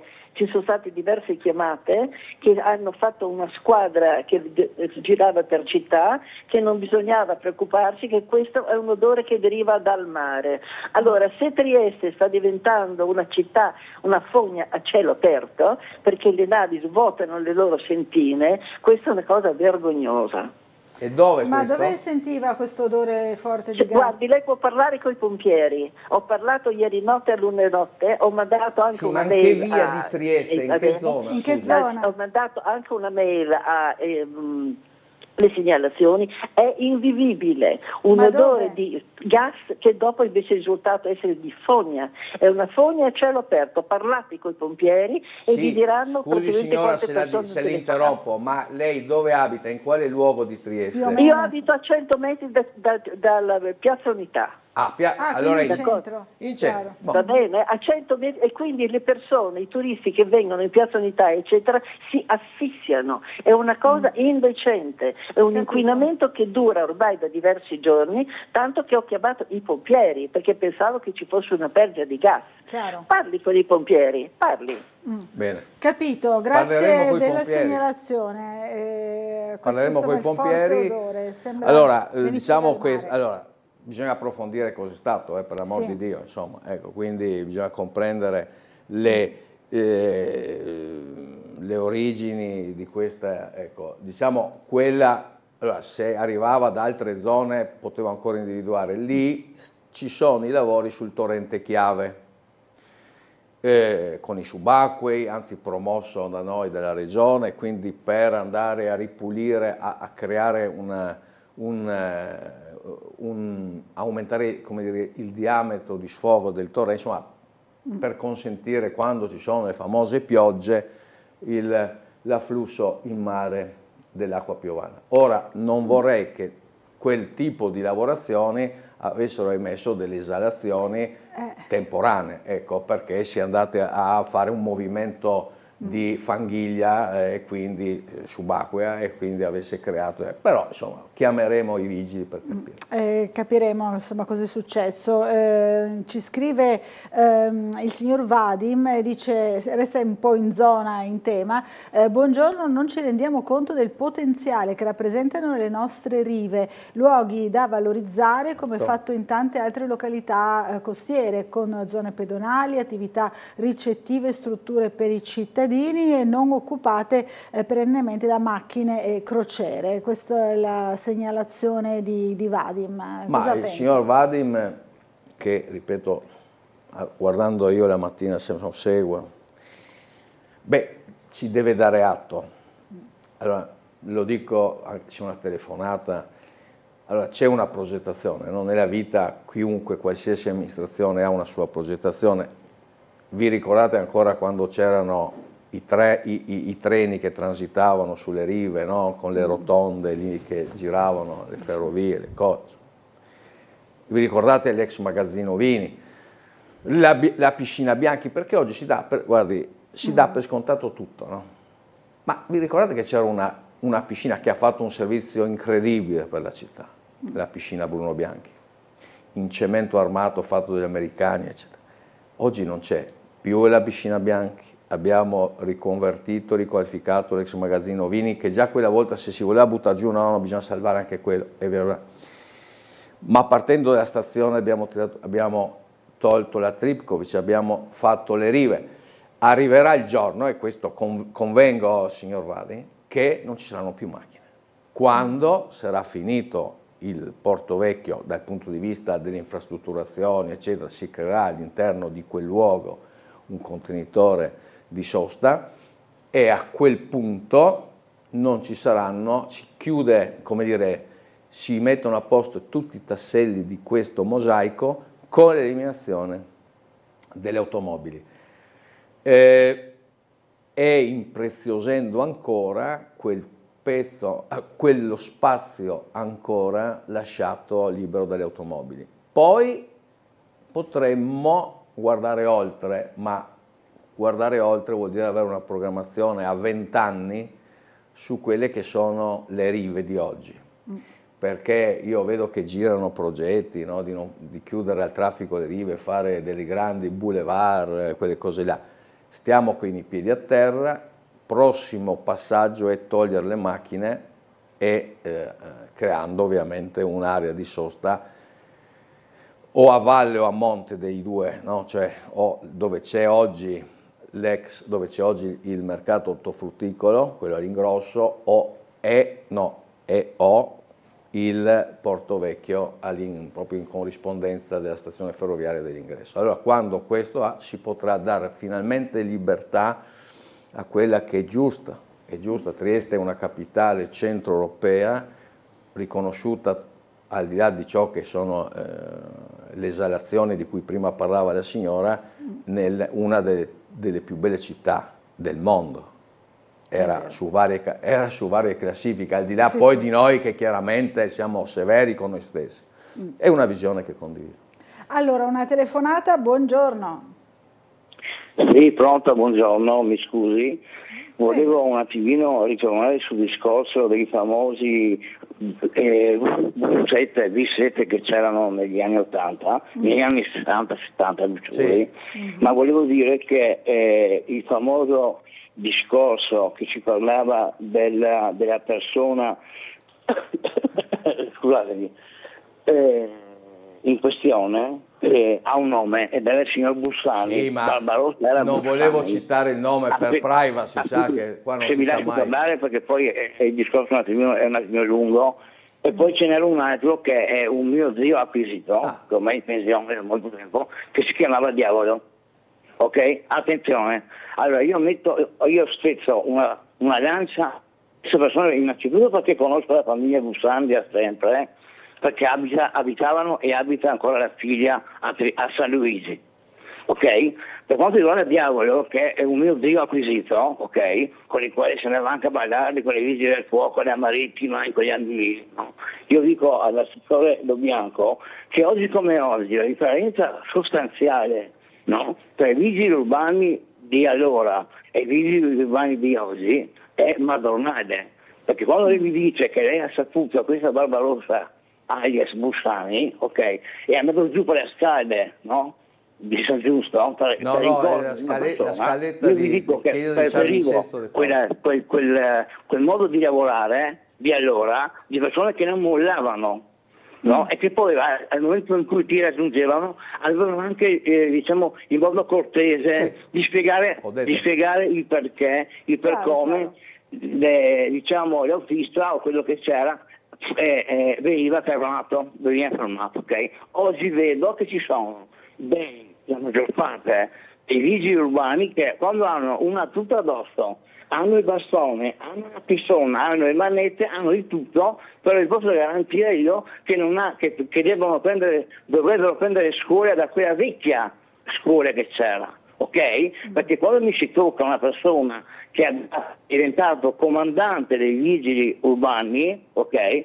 Io mio acquisito, ok? Allora io ci faccio un pensierino, dico ma come mai questi che hanno la tuta ti fermano per stupidate No, io ho visto, mi ricordo, guardi, poi chiudo perché non voglio fare polemiche, era solo un discorso di differenza di lavoro, di mesi, quello che c'è. Allora, logicamente i Rousset erano una cosa che tutti quanti noi li avevamo speciale con i colori della nostra, mi ricordo così.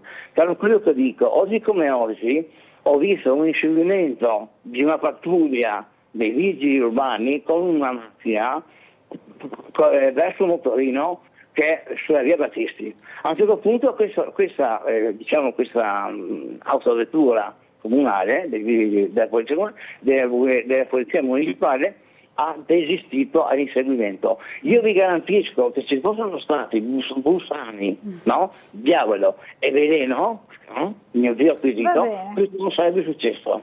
D'accordo, grazie della sua testimonianza. Secondo no, conferma, io sapevo bene il nome, ma oggi sa che c'è il diritto della privacy, guai dire i nomi, le cose, eccetera. Il mitico Bussani, che poi ha anche fatto altre cose nella vita. Beh, insomma, erano altri tempi, e la chiudo qua perché sennò dopo. Ecco, lasciamo così, metodi diversi, basti pensare che quella volta giravano semplicemente con le maniche corte, oggi devono avere tutti i dispositivi di sicurezza addosso, oggi abbiamo, guardi il mondo, ecco, però ho voluto fare così questo amarcord dei tempi belli, però chiaramente approvando quel metodo di lavoro che era veramente molto incisivo e non c'era scampo per nessuno. No, ma per nessuno non c'era scampo quella volta lì, nessuno. Allora, dobbiamo fermarci per una piccola pausa pubblicitaria, fra pochissimo.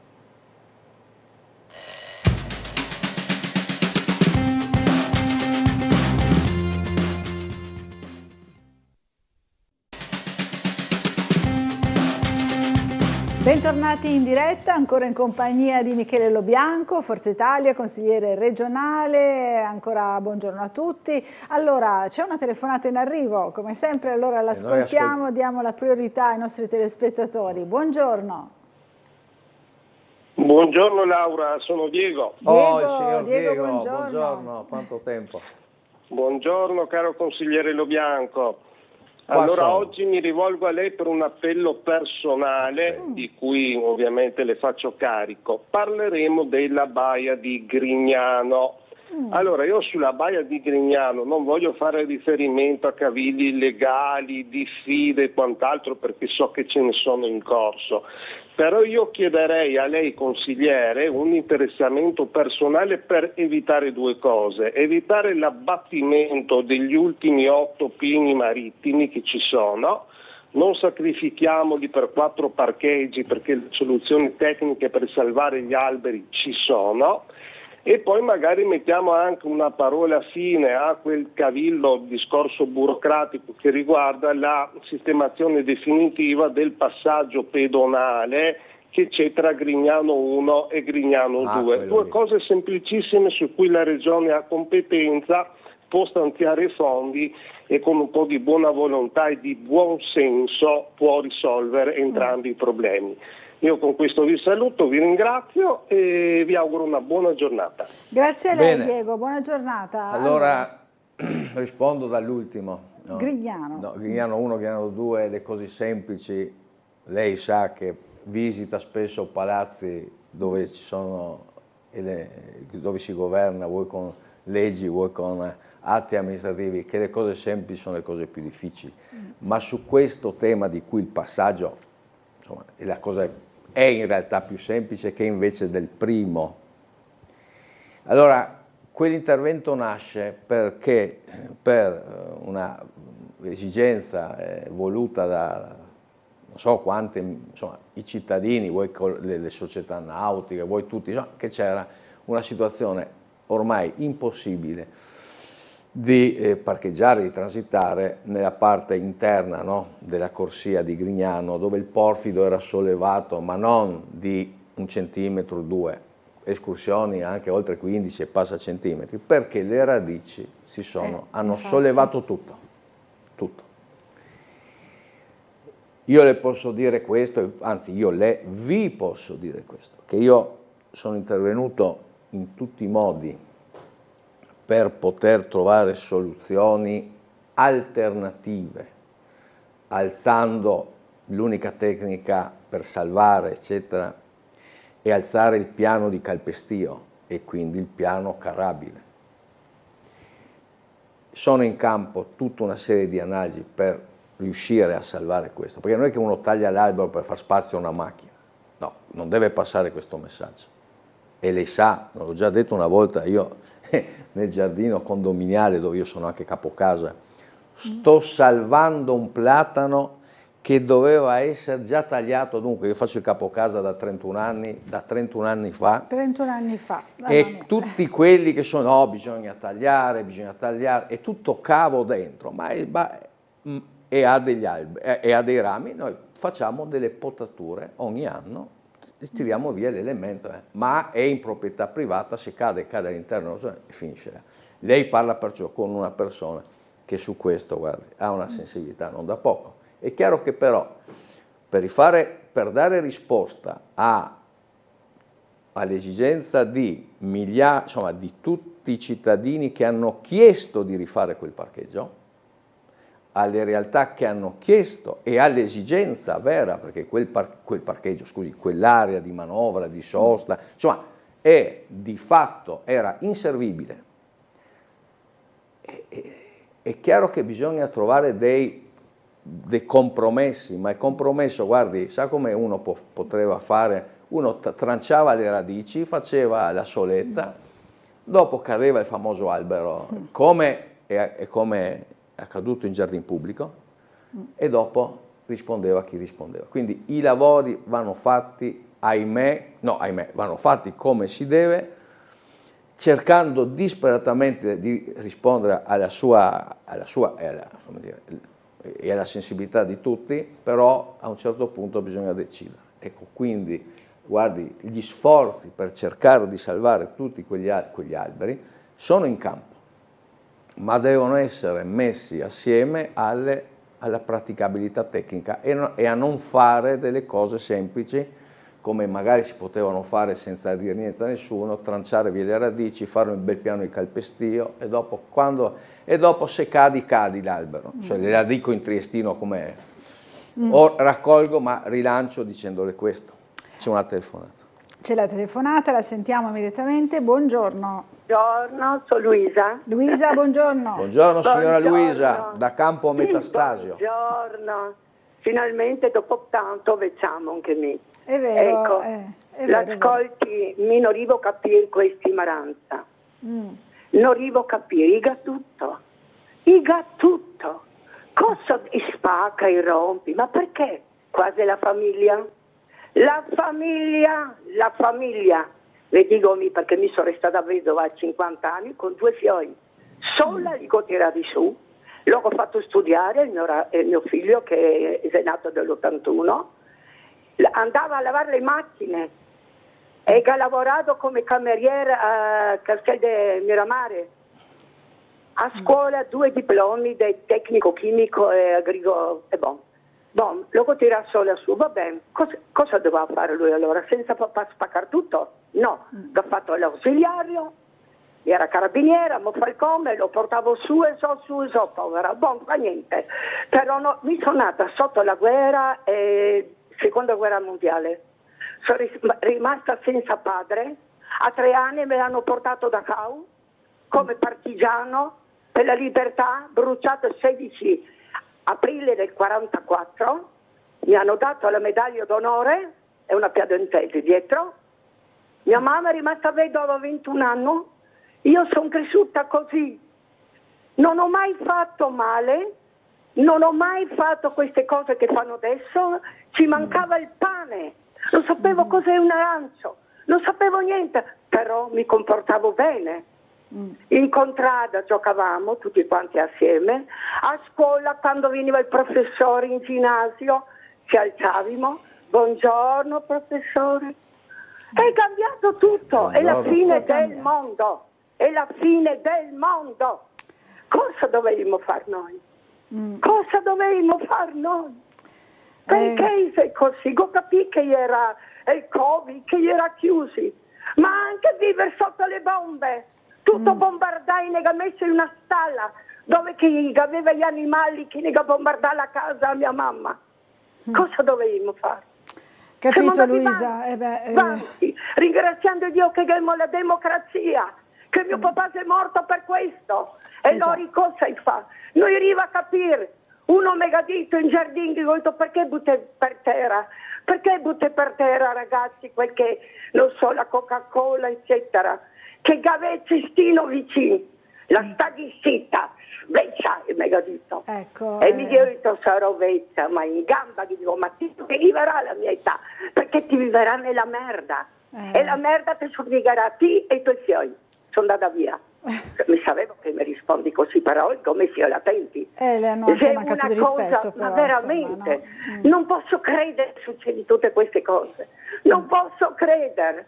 Vi ringrazio tanto. Grazie un poco Luisa, sfogato, un abbraccio e grazie anche per questo sfogo che però insomma ci fa la signora Luisa capire... che dopo tanto ha chiamato del 4, ha raccontato e ha fatto bene anche ciò che è stato il dopoguerra, ciò che era una società del e nel dopoguerra, una società di ricostruzione, ma non solo di ricostruzione delle città bombardate, delle situazioni, della ricostruzione di una società che aveva sicuramente però delle fondamenta di principi ideali e valori diversi, dove l'elemento del sacrificio, dove l'elemento della prospettiva, dell'orizzonte ha fatto sì che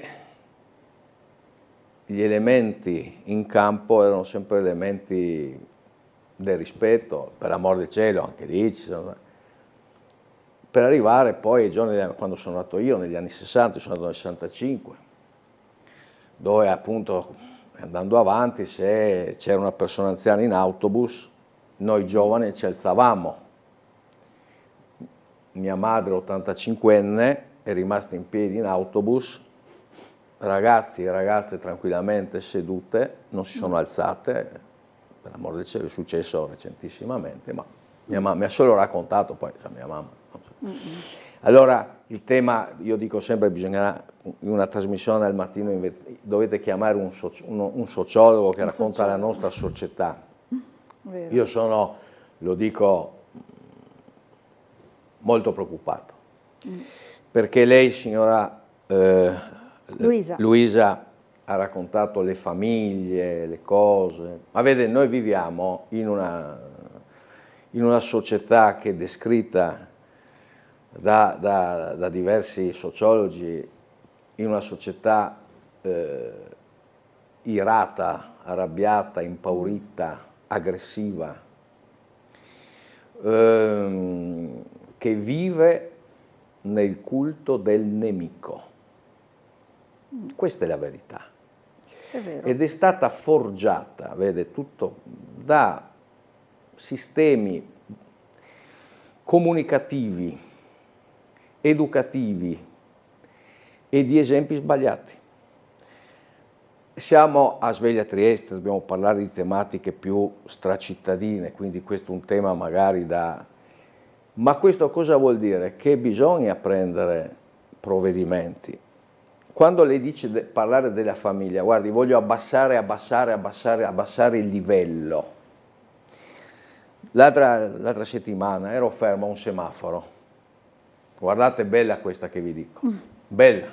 Quello di via Canalpiccolo, quel piccolo... Il famoso semaforo. Che dura, lungo, vabbè, insomma, bisognerebbe migliorarlo un po'. Ecco. Che c'è una mamma, io la ricorderò per sempre, mamma e bambina, sua figlia. C'era rosso. La mamma prende la figlia per mano, non c'erano automobili che arrivavano, e gli dice, andiamo avanti.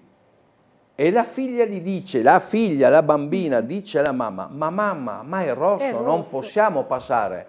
Vieni, no, sta a rompere, vieni con me. E la prende e la spinge. Questa dice, ma è rosso, andiamo avanti, e la porta via. Allora, questo esempio, so che dire lo bianco, no. Allora, questo esempio di una madre che dovrebbe insegnare alla figlia cosa vuol dire? Il rosso vuol dire qualcosa che è vietato, vuol dire qualcosa che non si può fare. Ma se già la madre va va contro le regole. Il rosso vuol dire una regola in generale, vuol dire le regole tutte della nostra vita. Ma se già la madre ti dice che puoi infrangere le regole, puoi infrangere quel rosso, e il caso vuole che la bambina invece, educata magari a scuola, educata nelle scuole elementari, perché gli hanno detto che con rosso non si passa, e la mamma gli dice no, puoi passare. Ho voluto fare un esempio, guardate, semplice, no? Ma se noi questo lo sovrapponiamo su quello che accade nella nostra società, cioè quando il gioco più violento che noi avevamo da più adulti, a 16 anni, elettronico, il gioco violento era Pac-Man, mi ricordate? Io non giocavo perché io ho sempre detestato i giochi, io non gioco ai giochi, non ho mai giocato. Il Pac-Man era il gioco più violento. Oggi io vedo dei giochi di una barbarie, dove, di una violenza, dove saltano teste, uccidono come fosse, non so, mangiare popcorn, dove anzi più personaggi uccidi in questi giochi, più punteggio hai. E la morte ormai è cosa con tutti i film, con tutto ciò che passa in questo aggeggio qui, nei computer, dove la vita non ha valore. Allora, vedete, sto ampliando, ripeto, siamo a Sveglia Trieste, ci diamo appuntamento un'altra giornata. Però capisco, bisogna intervenire con delle leggi, e la prima legge che va fatta è che non esiste più la minore età se tu commetti un reato, qualunque esso sia. E da lì creare percorsi di rieducazione e di pena. Punto. Allora, una telefonata, Scusi, buongiorno. Però sono stata... Buongiorno. Buongiorno a lei. Buongiorno, sono Gabriella di Largo Barriera. Largo Barriera. Gabriella, ecco, presente, Largo Barriera presente. Bene, sono d'accordo con la signora Luisa della democrazia, della difesa della democrazia, anche le leggi che abbiamo dobbiamo rispettarle. Non lo sento. Le leggi che abbiamo le dobbiamo rispettare. Certo. Anche a me mi è successo dirle a una persona che buttava le cicche per terra e mi ha detto fate gli affari tuoi. Gli affari miei sono anche chiamare sempre al rifiutologo, per esempio, perché la nostra città tante volte è indecente perché noi la creiamo così, no? O per esempio che i miei vicini dicono che la gente di qua della piazza Largo Barriera sono tutti sporchi, questo guarda come c'è la zona degli Escovazzi. Certo, c'è un pallet che lo hanno lasciato accanto al bidone del vetro, però il pallet non lo ha portato la persona che è seduta nel bar, il pallet lo ha portato il negoziante, un negoziante che io ho visto chi era e l'ho tenuto tutto il giorno nel marciapiede e dopo l'ho portato lì di notte, e non era di un bar un pallet, perché un pallet non è di un bar. E quindi o i bar che lasciano i cartoni fuori delle bottiglie, quelle cose non li porta il cliente che è seduto nella piazza.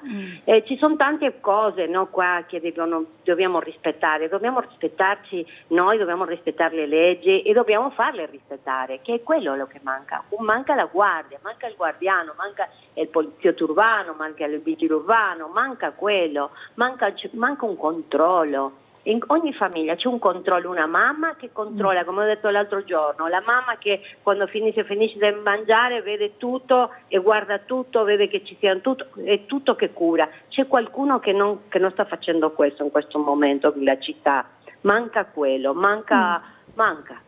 La prossima elezione si vedrà, perché questo manca, vedo la piazza, lo vediamo dappertutto. Manca capito Gabriela, qua. questa Grazie. è la sua sensazione, Buongiorno. insomma, grazie, buona giornata. Allora, ma la signora Gabriela porta il tema del controllo, no? Cioè, è vero. io posso dirle che su ciò che riguarda i rifiuti so che c'è una squadra di polizia ambientale che sanziona e che chiaramente, insomma, Trieste è una città grandissima.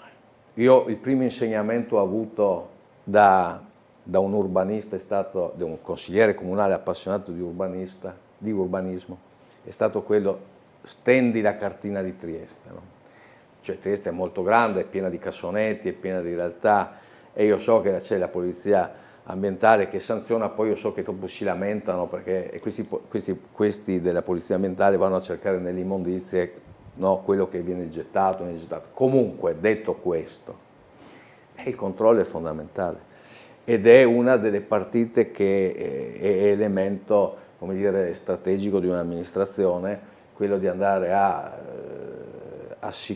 quello di andare a supplire laddove invece l'educazione civica, l'educazione familiare, ahimè, non arriva. E torniamo a colui il quale ho citato agli inizi, ecco, però posso dire che onestamente insomma, la polizia locale sta facendo a tappeto dei controlli in ogni luogo, in ogni dove, dopodiché, secondo il principio di prima, non so quanti cassonetti esistono a Trieste, non so quanti elementi di controllo ci sono. Comunque laddove esistono situazioni di questo caso, magari chiamare subito i vigili e dire, insomma, comunque lei ha citato, segnalerò certo. Però questa cosa, sa? Esatto, adesso io me la scrivo perché andremo parlerò con la collega perché utile, certo. Della sicurezza dei controlli se ne occupa l'assessore De Gavardo e quindi sensibilizzerò l'assessore De Gavardo a fare dei controlli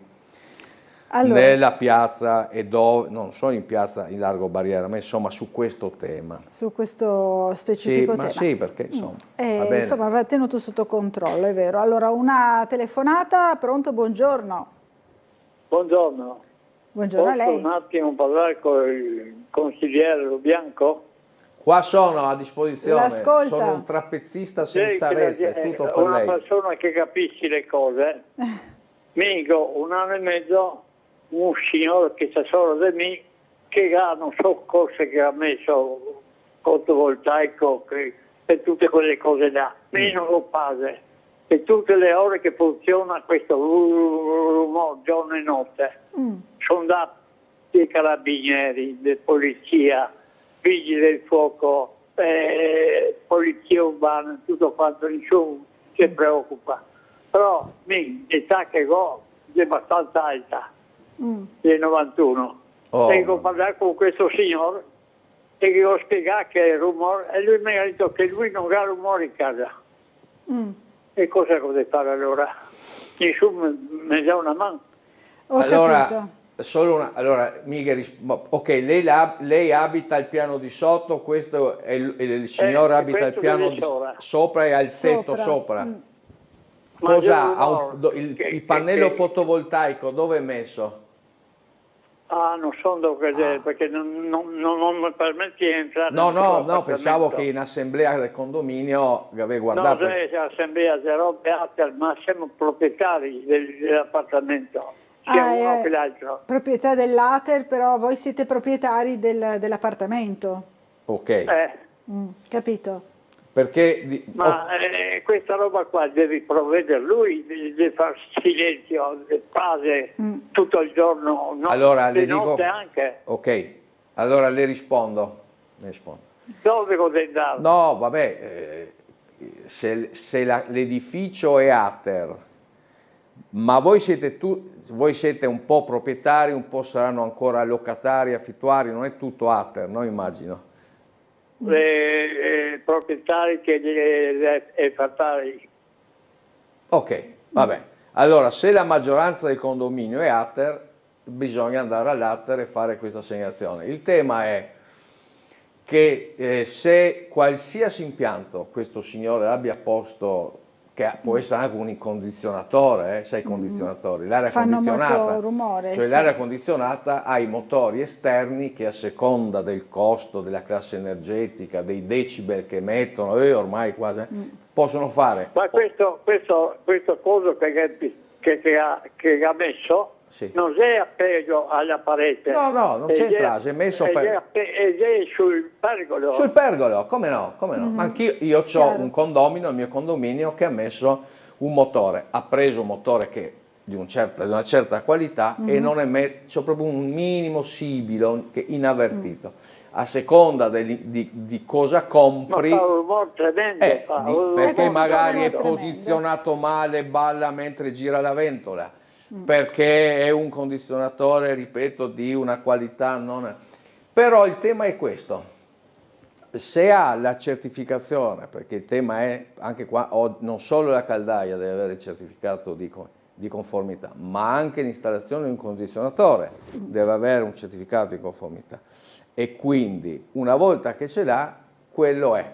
Lei pensi che sono in vendita anche, parlo di condizionatori, ma altri impianti eccetera, sono quelli che tu compri, i famosi pinguino, mettiamola così, che fanno un rumore non notevole, però si possono tenere a casa, però fanno un rumore. Lei pensi tutta la notte sopra il casa.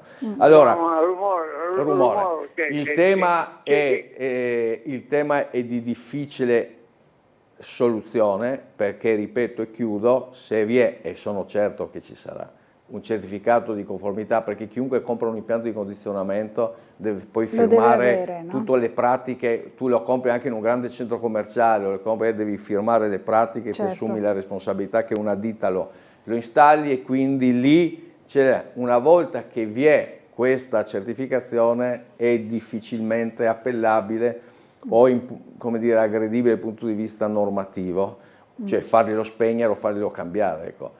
Purtroppo si chiama lite tra privati, no? In termine giuridico, quindi bisogna mettere mano a un avvocato, il quale lei può rivolgersi alla polizia locale, no? Che si chiama polizia edilizia, vengono a fare un sopralluogo e controllano lo stato dell'arte, ecco. Quello sì, la polizia locale, i vigili urbani, vengono a controllare la rumorosità, vengono comunque a vedere, fare una verifica, ed è l'ultima e unica soluzione. Dal verbale dei vigili urbani, a quel punto se loro dicono c'è il certificato di conformità, c'è quello, ahimè così. Ma questa cosa che lei dice accade ad esempio in chi abita sopra i supermercati, eccetera, che hanno i frighi, che fanno rumore. Guarda, abbiamo una storia su questo. Una casistica molto ampia, devo tornare un'altra volta perché sono già le 9. Esatto, dovevo tornare anche per parlare della casa, no? Perché dovevamo parlare rubo solo un minuto, allora, perché vedo che le 8:50... Allora, oggi c'è un articolo sul tema della casa, eccetera. Io sono stato relatore di maggioranza, è stata approvata una legge sulla casa, sulle politiche abitative, è un po' passata in sordina, ma è un'importante legge che abbiamo approvato in Regione, che si occupa di quella che è chiamata la edilizia sovvenzionata, quindi ATER, no? L'edilizia convenzionata, quella agevolata, i famosi mutui, no? Per la morosità incolpevole, quando uno non riesce a pagare, eccetera, eccetera, e come oggi i sindacati dicono che servono case per i lavoratori, formule premiali e quindi investimenti, eccetera, per creare, ecco, magari dove non funziona la sovvenzionata si trasforma in convenzionata, per dare appunto abitazioni anche a chi viene a lavorare da fuori regione. Insomma, con ovviamente investimenti solidi. La Regione fino a quest'ora, tocchiamo naso, ha una certa opulenza, e quindi con investimenti importanti per l'edilizia. Quindi, al netto del piano casa nazionale, noi come Regione Friuli-Venezia Giulia, come amministrazione centrodestra, come Forza Italia, abbiamo investito tantissimo in questa legge, quindi è un tema a cui tengo, vuoi perché ho fatto da relatore di maggioranza, ma vuoi perché è veramente una bella legge, e attenzione, porta tra i tanti cambiamenti che i piani sulla casa non sono più biennali, triennali, ma ogni anno le ATER con il comune e con tutti i vari enti del terzo settore devono fare una relazione chiara e netta delle esigenze, e poi decide la giunta regionale su tutti i provvedimenti da prendere. Quindi si accorciano enormemente i tempi di intervento per dare risposte. Scusi che ho portato via 2 minuti. Allora, grazie. Allora verrà a parlarne nuovamente in una chiamatemi, io vengo volentieri di Sveglia Trieste. Allora, grazie Michele Lobianco. Un caro saluto, sempre fresco, visto il momento molto caldo, va bene? Grazie. Un abbraccio a tutti i telespettatori. Torni presto. Allora, noi ci fermiamo per un po' di pubblicità, fra poco è con noi Giorgio Sclip della lista Russo.Franco. A fra poco.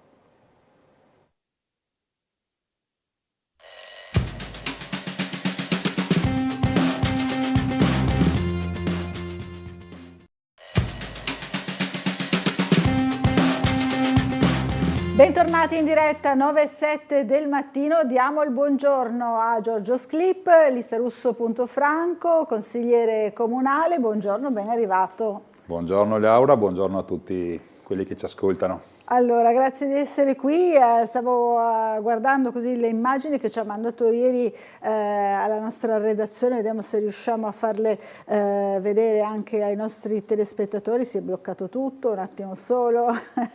Allora, ecco qui, no, c'è qualche problema, vabbè, c'è stata una iniziativa, insomma, per verificare l'ingresso, insomma, dei cosiddetti cassonetti intelligenti, no? I famosi cassonetti intelligenti, sì. Per capire, insomma, se stanno funzionando. Allora, com'è andata questa prima vostra verifica, no? È fatta a livello circoscrizionale? Sì, sì, a livello circoscrizionale. Ieri a Opicina c'era, diciamo, stata un'iniziativa organizzata da listarusso.franco, c'era il consigliere circoscrizionale Roberto Mandler per la seconda circoscrizione, poi c'era Pavel Vidoni per la presidente della prima circoscrizione, quindi Altopiano Ovest. E questo perché, come forse non tutti sanno, i cassonetti cosiddetti intelligenti, loro sì, saranno anche intelligenti probabilmente, sono stati relegati soltanto in altopiano. Quindi dopo le proteste, o meglio dopo alcune valutazioni probabilmente fatte, perché i cassonetti erano stati posizionati anche in centro città, e si è deciso di toglierli, asportarli dal centro città e lasciarli soltanto in Carso. Ecco, quindi noi avevamo già sollevato delle perplessità inizialmente, e ora sono passati 6 mesi dall'inizio, diciamo, operativo, da quando questi cassonetti sono entrati in funzione con le tessere magnetiche, e come avviene in tutte le situazioni in cui si parla di progetto sperimentale, è normale, dopo un certo periodo di tempo, vedere se questa sperimentazione ha prodotto dei risultati e quindi magari di continuare in questa direzione, oppure se invece i risultati sono negativi, decidere magari di cambiare rotta. Ecco, quindi la nostra proposta è stata quella di... intanto abbiamo chiesto, perché i dati noi non li abbiamo. E quindi capire un po' qual è il bilancio. Insomma, esattamente, no? Quindi la nostra proposta è stata, se i risultati sono positivi, la proposta è quella di applicare uno sconto sugli Atari alle persone che utilizzano la tessera, in qualche maniera, cioè andare a premiare in qualche modo l'impegno e la scelta di aderire a questa sperimentazione. Nel caso contrario, invece, se la sperimentazione non ha prodotto in questi 6 mesi risultati adeguati, evidentemente forse bisogna ragionare di fare qualcosa di diverso, perché il nostro sospetto, ma l'abbiamo anche verificato ieri proprio sul post, eravamo di fronte al Barbatta, di fronte qualche immagine. Sì, qualche immagine, sì. Eravamo nel centro di Opicina, abbiamo provato ad aprire i bidoni lì sul momento, e in effetti il nostro sospetto, almeno in quel contesto di ieri, è stato fondato, perché non abbiamo visto nessuno, o meglio una sola persona, andare ad utilizzare la tessera, e aprendo gli altri bidoni, all'interno ad esempio dell'umido c'era plastica, o prodotti indifferenziati. Quindi questo vuol dire che tante persone arrivano per conferire rifiuti, si dimenticano la tessera a casa, non ce l'hanno, non la vogliono utilizzare, e i rifiuti, ci sono 2 possibilità: o li buttano con nonchalance, come diciamo, dentro la plastica, dentro la carta, quindi dentro un bottino previsto per la raccolta differenziata in qualche maniera, oppure qualcun altro, anche un po' per protesta, lascia le immondizie fuori i bidoni. E questo è ancora peggio. E questa iniziativa è stata fatta proprio perché, diciamo, attraverso dei contatti che avevamo, in questo periodo questo crea dei problemi non trascurabili, perché col caldo che c'è si rivedono i cinghiali vicino ai bidoni delle immondizie, e forse quello che è ancora peggio, si rivedono pantegane, topi, animali di tutti i generi che arrivano vicini alle case a mangiare vicino alle immondizie. Insomma, sono scene che io non ricordo diciamo a Opicina, anche molto vicino al centro, e sicuramente questo non è un qualcosa che nessuno vuole, e noi crediamo in qualche maniera che questa scelta abbia peggiorato la situazione. Quindi è stata presentata questa domanda. C'è il rischio che insomma, più persone abbandonino i rifiuti, perché questo insomma, è il pericolo, e quindi che il fenomeno si acuisca. Insomma, che sì, assolutamente, per vari motivi, no? Perché è chiaro che la scelta di migliorare la raccolta differenziata, o meglio, questo è un tentativo di migliorare la raccolta differenziata, però come ho già avuto modo di dire in varie occasioni, è una scelta che è parziale intanto, perché non porta a nessun risultato concreto, ma soprattutto è stata presentata e ancora peggio comunicata molto male. Quindi le persone, sappiamo, siamo tutti diversi, ognuno reagisce in maniera diversa, c'è proprio qualcuno che per principio, c'è qualcuno che per inciviltà lascia fuori i rifiuti, perché non è una cosa bella, no? Chiaro. Chiaramente. È assolutamente da non fare, ma insomma ognuno reagisce proprio in modo diverso, è vero. Allora, una telefonata, pronto, buongiorno, chi è in linea con noi? Buongiorno, Enrico qui da Trieste. Enrico, buongiorno. Buongiorno e buon caldo di nuovo. E con caldo. Volevo segnalare all'assessore comunale il fatto che molti non giudicano importante che gran parte dei velocipedi, delle biciclette che girano nel comune di Trieste, quindi sia in località urbana di Trieste vera e propria, sia sul Carso Triestino, sono totalmente sprovviste di avvisatorio acustico. E questo contrariamente a quello che è l'obbligo di legge dettato dal Codice della Strada all'articolo 68, che impone l'avvisatorio acustico per le biciclette, e non solo, ma deve avere una potenza tale che a 30 metri deve essere percepito con un volume di 30 decibel. E questo per ragioni di assoluta sicurezza non dei ciclisti ma dei pedoni che voltano le spalle ai ciclisti. E quindi io credo che il Comune dovrebbe incominciare a pensare attraverso la sua polizia urbana a investigare sul fenomeno, non solo, ma a verificare, credo di no, assolutamente, ma a verificare se addirittura vi sono imprese che vendono biciclette senza avvisatorio acustico, cosa che mi sembra impossibile, perché allora ci potrebbero essere case automobilistiche o agenzie di vendita di automobili che vendono l'automobile senza il clacson. E questo non l'ho mai sentito. Vi ringrazio e vi auguro buona giornata. Grazie Enrico, buona giornata a lei. Allora, bicicletta, tema bicicletta e segnalatore acustico, un tema che sta molto a cuore al nostro telespettatore. Ma è vero, l'avvisatore acustico, il campanello volgarmente detto. Oggi esistono sistemi anche alternativi a batterie che comunque permettono di segnalare, e anche come ingombro sono davvero ridotti. È obbligatorio, in particolare, è obbligatorio, ma dico io in particolare quando uno circola in bicicletta in zone molto frequentate, in città, certo. Rimane obbligatorio dappertutto, ma insomma se uno va a fare un giro in bici da corsa su strada probabilmente l'importanza è un po' ridotta, ecco. È obbligatorio, quindi certamente in caso di controlli la polizia municipale potrebbe anche pensare a sanzionare, insomma, dopo io sarei abbastanza morbido su questo, ecco, ripeto, in certi contesti invece del centro cittadino credo sia molto importante,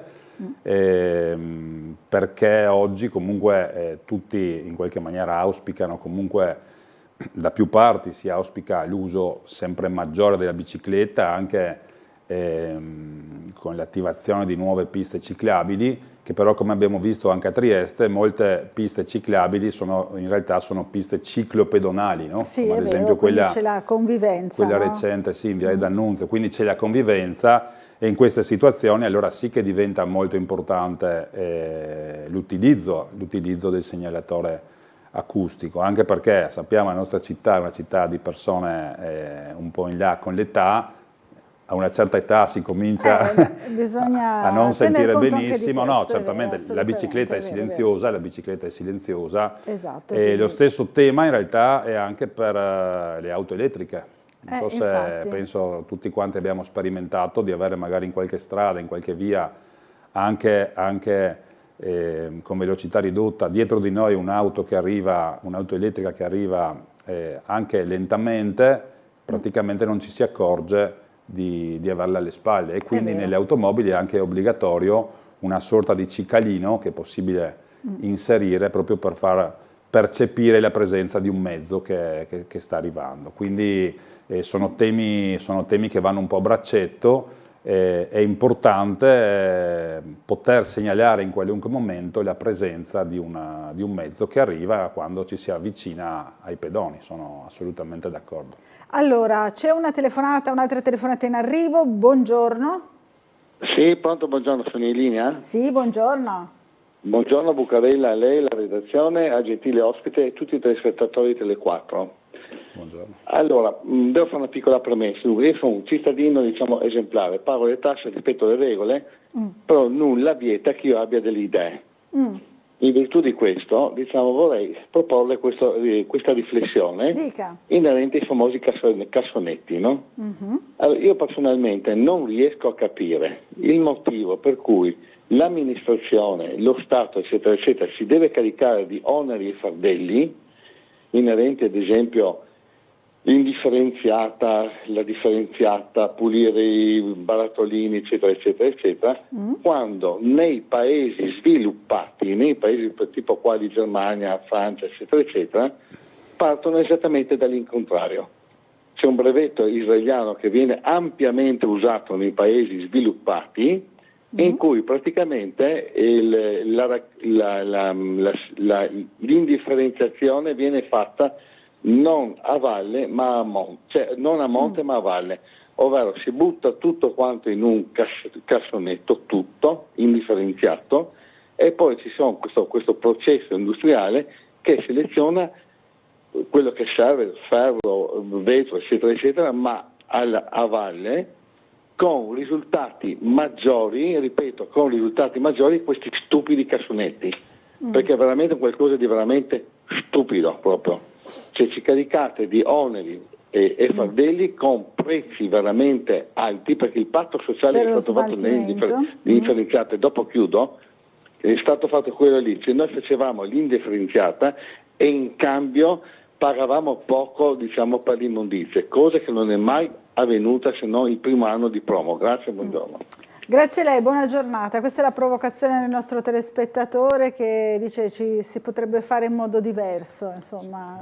Certo, si potrebbe fare. Allora, questa situazione di questi cassonetti in effetti ha messo tutti quanti, come dire, ha svegliato un po' tutte le persone, perché davvero non c'è motivo di questa sperimentazione. Ecco, infatti noi auspichiamo in qualche maniera che questo finisca, ecco, perché così davvero non porta, crediamo, abbastanza, crediamo, con elementi certi, non porta a nessun risultato utile migliore rispetto a 6 mesi fa, e soprattutto non è razionale, non va incontro alle esigenze dei cittadini.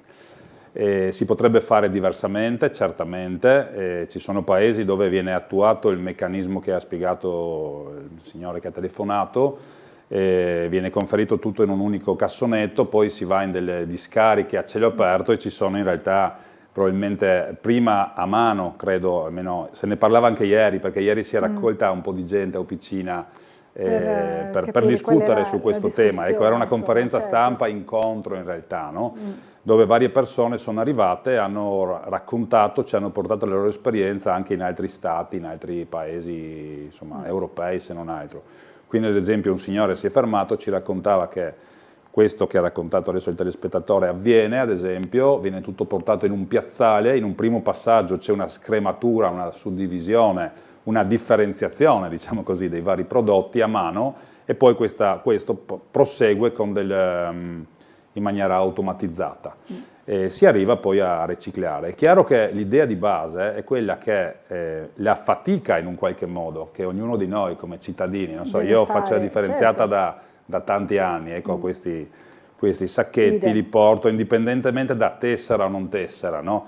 Chiaramente che quando uno decide di cucinare magari un pesce, è chiaro che, come avviene in tante città, se la raccolta dell'indifferenziato avviene soltanto una volta alla settimana, tenersi in casa questo profumino di pesce, magari con questo caldo, non è una cosa molto gradita. Voglio dire, quindi può essere anche una fatica fare la raccolta differenziata, è un qualcosa che deve entrare nella mente di ognuno perché è un aspetto culturale dal mio punto di vista, però questo può valere per una certa fetta di popolazione. Per molte altre persone invece cosa conta? Conta il risultato, quindi è disponibile a fare la raccolta differenziata se vede subito un risultato immediato, che sarebbe ad esempio un taglio alla tassa sui rifiuti, questo è abbastanza chiaro, però questo oggi come oggi non avviene, perché sappiamo ad esempio che rispetto alla vicina Monfalcone, ad esempio, giusto per citare una cittadina con caratteristiche completamente diverse, di un'altra dimensione, certo, però molto vicina, dove a oggi c'è la raccolta differenziata porta a porta, la tassa sui rifiuti è esattamente la metà di quella che noi paghiamo a Trieste. A Trieste. Questo me l'ha come dire, raccontato, ma anche dimostrato un mio amico che abitava a Trieste e a un certo punto si è trasferito per lavoro a Monfalcone e l'anno successivo mi ha girato le 2 bollettini della Tari, stessa metratura di appartamento, era esattamente la metà.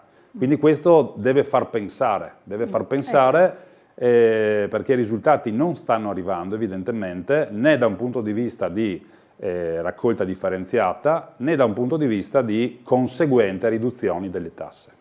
Allora, un'altra telefonata, poi dobbiamo andare in pubblicità. Pronto, buongiorno. Sì, salve, io Gabriella dell'Arco Barriera, un'altra volta nuovamente chiamo buongiorno. Sì, perché come il fatto, la mia telefonata precedente era anche per le spazzature, per i ricontenitori, la stessa domanda faccio adesso, dico quello che io ho visto all'estero, no? Mio figlio in Olanda hanno i contenitori questi che sono interrati per terra, la plastica, le bottiglie di plastica, quello si dà nel supermercato e si ottiene lo scontrino dopo per l'acquisto di altri prodotti. La plastica piccola, quelle cartaccia, plastica, quello si butta nell'indifferenziato. E poi il cartone c'è il raccoglitore della pattumiera per il cartone e il vetro anche se dà nel supermercato. Quindi c'è un po' di disordine perché la popolazione che non ha soldi cerca nelle scovazzoni la plastica, qualcosa da poter cambiare nel supermercato per avere qualche moneta, no? E quello crea un po' di disordine. Ma tutto sommato la gente prende la plastica e la porta, si vede la gente che fa la fila nel supermercato per ottenere la sua moneta della bottiglia che restituisce, dell'acqua, del detersivo e quelle cose, quindi è valido come sistema. Poi ho visto in Croazia, essere stata ospite in una casa dove avevano la tesserina quella per poter aprire il contenitore, l'appartamento che era in affitto, che ero lì, un Airbnb, aveva la tesserina, tu dovevi andare lì con la tesserina, buttare le scovate e tornarla in casa con la tesserina. Sì, è un po' paloso, può essere, però bene, è una cosa che si fa per l'ambiente, no? Dobbiamo curarlo questo, e così si deve fare più differenziata è meglio per noi. È meglio per tutti sicuramente. Meglio grazie. per tutti, se pagherà non si pagherà, il fatto è questo, no? Dobbiamo farlo per noi. Grazie. È vero, Gabriela, grazie Gabriella. Buona giornata. Questi suoi suggerimenti attraverso l'esperienza, no, dei figli che vivono all'estero. Sì. Ma è chiaro, penso abbiamo visto tutti in alcuni paesi all'estero le persone che proprio, ovviamente meno abbienti, che girano a cercare proprio bottiglie, la lattina di alluminio, la bottiglia di plastica, perché in molti paesi loro riescono, come si faceva da noi peraltro anche 20-30 anni fa, no? Si faceva la raccolta differenziata ricordo anch'io, della carta, dei quotidiani, venivano salvati ogni giorno e poi una volta ogni tanto si portavano a vendere, ti davano 50.000 lire, veniva fuori il panino di mortadella col peveron, no? Come si dice, così. Però era un'attività che si faceva, quindi questo dimostra però che queste materie prime hanno un valore, perché se vengono compensate immediatamente Quindi o si fa per necessità oppure si fa per cultura, ecco, no? Quindi su questo bisogna lavorare, credo che dobbiamo andare in questa direzione. Ecco, la critica nostra ieri è una critica, credo, mirata. La necessità, invece la volontà è quella di migliorare e di aumentare la raccolta differenziata, però probabilmente il sistema pensato a Trieste, e in particolare sull'altopiano, se siamo tutti nello stesso comune, mi sembra, comune di Trieste, anche l'altopiano, fine sì, ecco, certo. Quindi non si capisce perché 2 pesi, 2 misure, no? Quindi questo certamente non va bene, la gente non lo capisce e in alcuni casi le persone remano contro. Allora, dobbiamo fermarci, piccola pausa pubblicitaria, ci rivediamo fra pochissimo.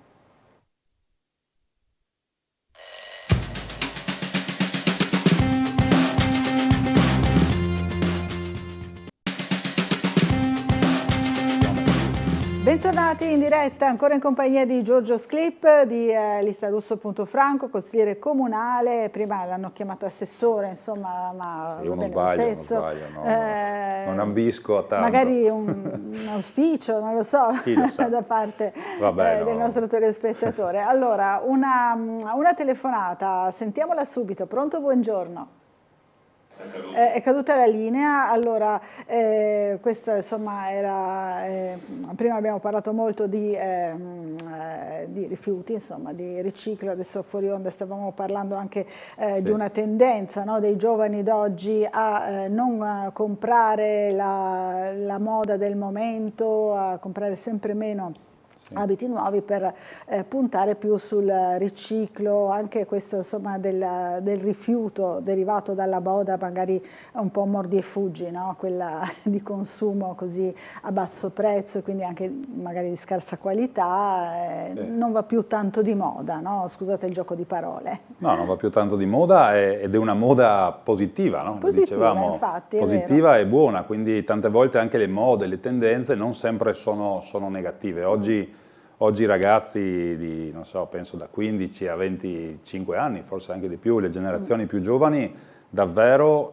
fanno un po' fatica ad acquistare dei vestiti nuovi, preferiscono in tantissimi casi recuperare la camicia della nonna, il cappotto del nonno, della nonna, magari modificato, aggiungendo qualche inserto, qualche tocco di novità e lo portano, come dire, anche le materie prime probabilmente di 50, 60, 70 anni fa. Un cappotto di lana è un cappotto di lana che dura più buone, no? per sempre, sì, vero, si potrebbe dire, ecco. E quindi danno nuova vita, insomma, magari con le linee diverse alle cose di una volta. Esatto, e questo credo sia molto bello per i ragazzi, perché una cosa è indossare una camicia comprata magari per 8 euro, no? Che è completamente anonimo. Una cosa è portare addosso invece un abito che si sa è appartenuto a un parente, a un amico, cioè si porta addosso una storia, e questo è molto importante perché si dà il giusto valore a quello che si indossa, anche il giusto valore non soltanto economico ma anche affettivo in qualche maniera, il lavoro che c'è dietro, questo l'aveva fatto la nonna, maglia, no? E credo sia un riscoprire in maniera molto semplice. Questo forse è dovuto un po' anche forse in alcuni casi a un po' una crisi economica forse che stiamo un po' vivendo, perché forse è vero che si cerca un'altra via. Si cerca un'altra via. È vero che oggi i vestiti li possiamo trovare veramente a 2 lire, a 2 euro, sarebbe più corretto dire, in qualche negozio, però questo ci riporta a tutto un discorso di sfruttamento del lavoro, da dove viene prodotto questo, quanto viene pagata la gente che lavora, produce, ecco, certo, quindi dietro c'è tutto un tema su cui oggi i giovani fortunatamente si interrogano molto, probabilmente molto sensibili, molto più della mia generazione, sono molto sensibili. Allora, c'è una telefonata in arrivo, pronto, buongiorno. Buongiorno, quale è Franco? Franco, buongiorno. Allora, stanotte con il fratto esecutivo a Radicchio, al Persuto, e mi sono messo a dormire in frigo del caldo che c'è. Ah bene, hai fatto bene. È meglio sul problema. Ottimo modo, insomma, di affrontare la calura. Allora, tante volte le monade, va bene, cose importanti, e vanno in CITER, e adesso con questa calura che abbiamo, e insisto, sarebbe utile e non sono positivo mettere dei presidi per i vecchietti, va bene, che va a fare la spesa sotto il caldo e di fare delle isole del fresco, chiamiamole così, per dare aiuto alle persone. Quindi non è un costo eccessivo, va bene? Non costa come la ringhiera di Piazza Libertà, va bene? Però daria un segnale, un aiuto e anche una carezza, va bene, a le persone che sono in difficoltà. Va bene? Mi vado avanti perché altre volte mi dico faremo un progetto se non esistono i progetti, quando c'è una situazione di emergenza come questa, penso che mettere un gazebo, 4 bottiglie di acqua minerale e un calcolatore di pressione, non penso che sia una spesa enorme. Va bene? Capito, avere più punti insomma in città di presidio. Grazie Franco, Grazie. Beh, un buon suggerimento, no? Per affrontare il caldo, magari anche qualcosa di semplice e immediato o comunque qualcosa per combattere le cosiddette isole di calore, quindi con qualche pianta magari anche provvisoria, non lo so. Assolutamente, il tema è molto importante, noi abbiamo evidenza di infortuni sul lavoro, di incidenti stradali, però sappiamo che in giornate calde, in un'estate calda come si preannuncia questa, le persone in qualche modo vittime, no? Che patiscono il caldo, il grande caldo, sono in numeri considerevoli, quindi questo è un tema che bisogna assolutamente affrontare. Il suggerimento mi è piaciuto, è una cosa molto semplice, un gazebo, 2 sedie e 2 bottiglie d'acqua, no? Perché no? Basterebbe molto poco, ecco, credo questa è una proposta intelligente che potrebbe venire attuata davvero con pochi mezzi. Certo che bisognerebbe lavorare in una prospettiva anche forse un po' più ampia, perché anche sotto un gazebo, credetemi, insomma, penso tutti lo sappiamo, in una piazza, dico per dire in largo barriera, sotto il sole, le temperature sono comunque elevate. Certo, la proposta è buona, potrebbe comunque essere interessante, soprattutto anche per l'aspetto umano, credo, no? Una persona che magari decide, anziana, che decide di andare a fare la spesa, a prendere qualcosa da mangiare, sapere di contare su una sosta, su una panchina, certo, su una persona che gli domanda come va, vuole un bicchiere d'acqua, può essere utile, perché questo solleva un tema molto importante, che l'aspetto sociale in realtà è quello che può aiutare tante persone, l'aspetto relazionale, l'aspetto di poter contare sul vicino di casa anche, no? Oggi sappiamo che nelle nostre case con queste temperature c'è chi va al lavoro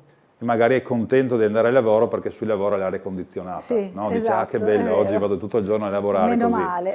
Esatto, poi magari va a casa e magari a casa non ha l'aria condizionata. Poi ci sono quelli che possono permettersi, perché questo bisogna anche dirlo, un impianto di aria condizionata in casa e quindi magari uno sta tutto sommato bene.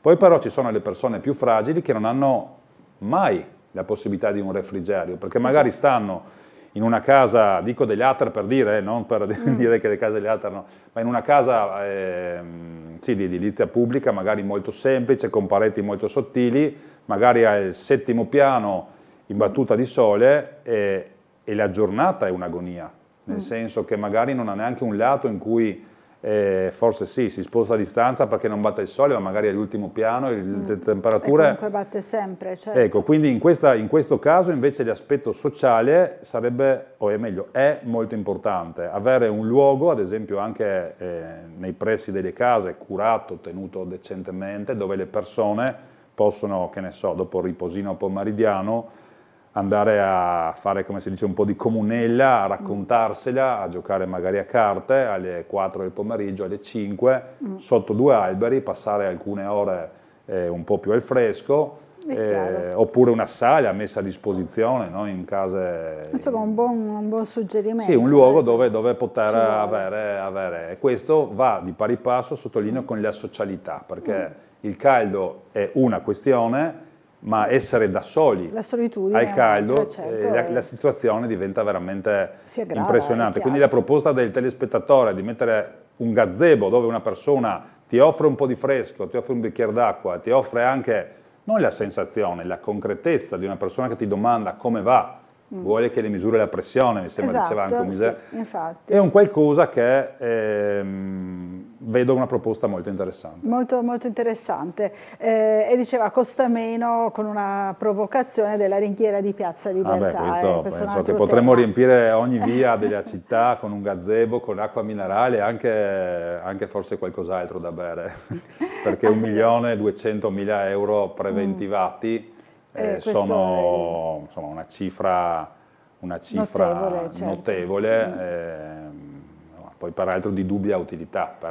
Lascia perplesso, insomma, lascia perplessa questa cifra. Allora, una telefonata, pronto? Buongiorno. Buongiorno. Buongiorno a lei. Mi scusi, io mi chiamo Giuliana. Giuliana, buongiorno. Volevo intervenire per quanto riguarda le biciclette. Sì.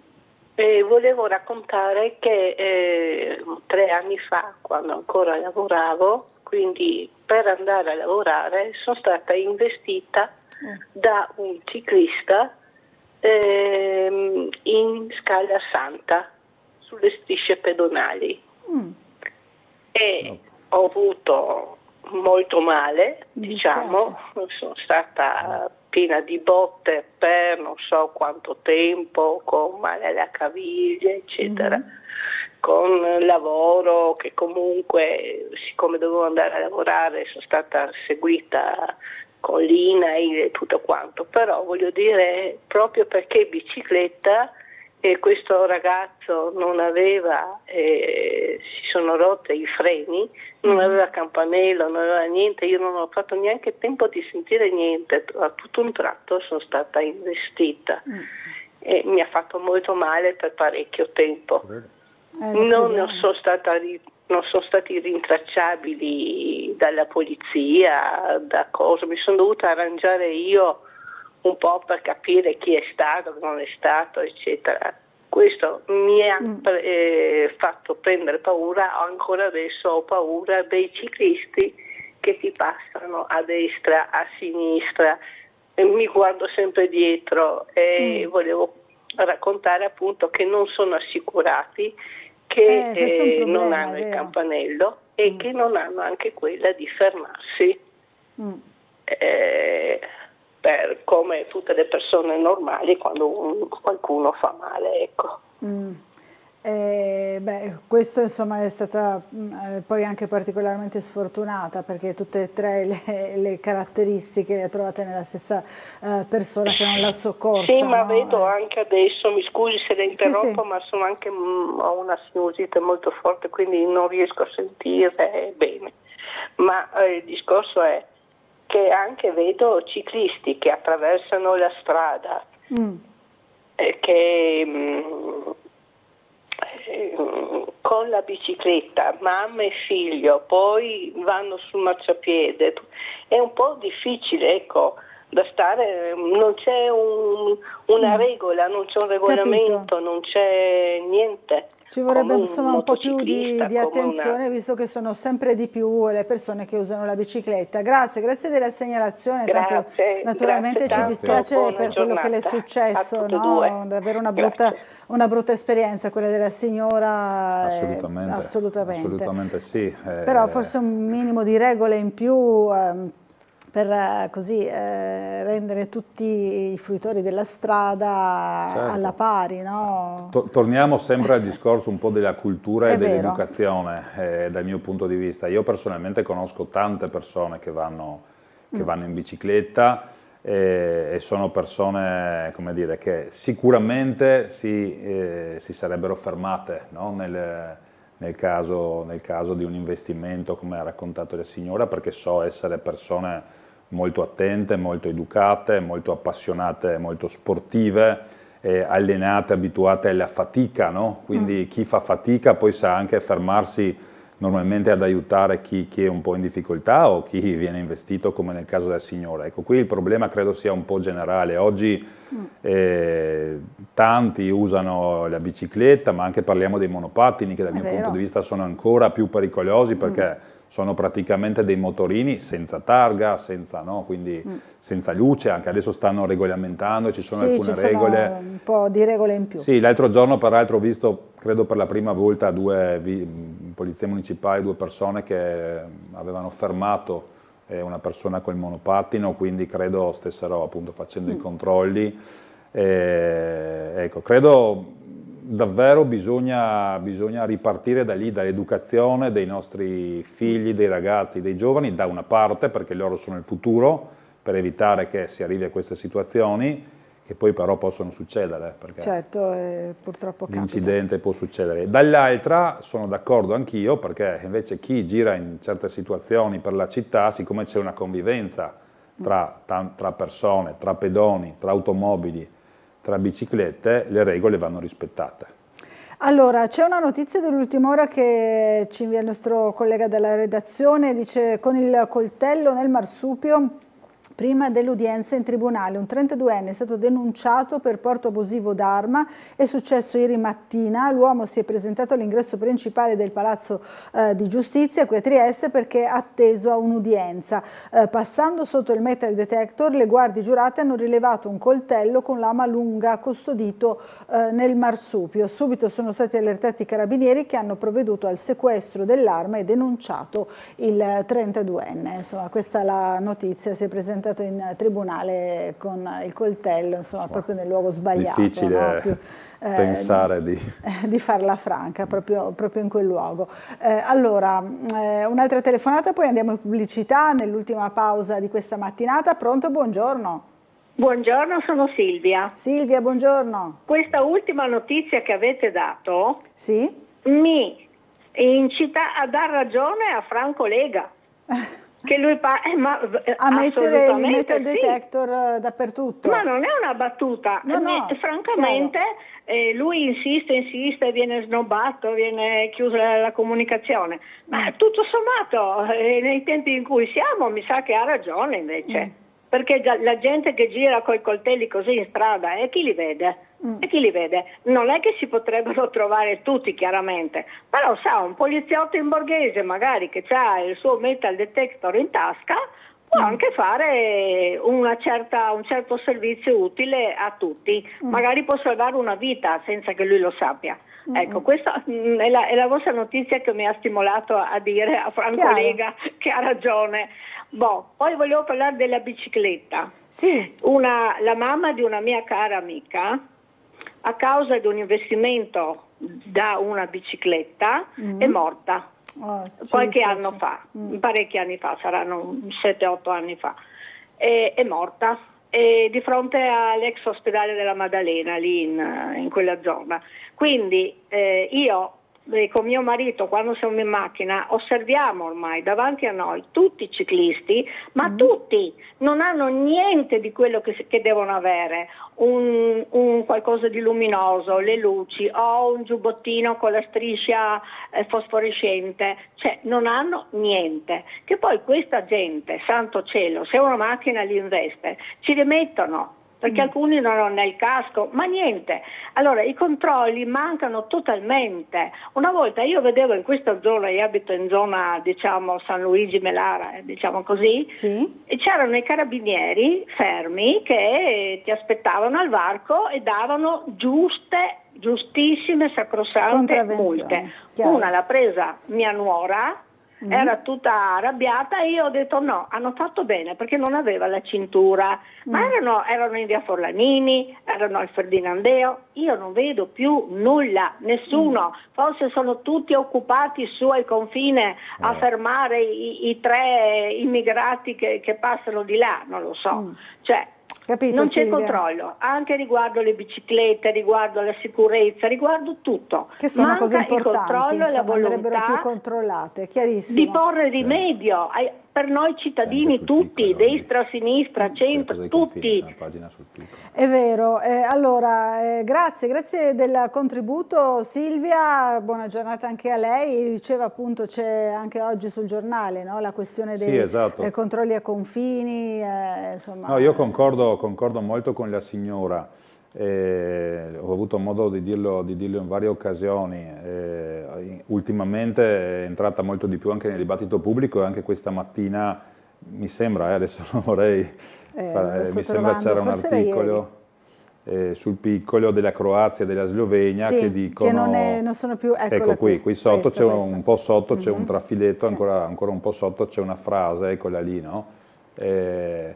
Non si scelgono autostrade e strade principali per gli ingressi clandestini in altri paesi dell'Unione Europea. Cioè, questo credo sia un assunto, come dire, da cui parte un po' tutto. È chiaro, chiunque di noi si reca al confine, o meglio quando rientra in Italia, si rende conto di questo, no? 20 persone circa tra esercito, polizia, carabinieri, guardia di finanza, schierati sul confine, l'ho detto anche l'altro giorno, in caso specifico di confine di Fernetti ci sono 2 file, una che porta verso l'autostrada e una che va verso Picina.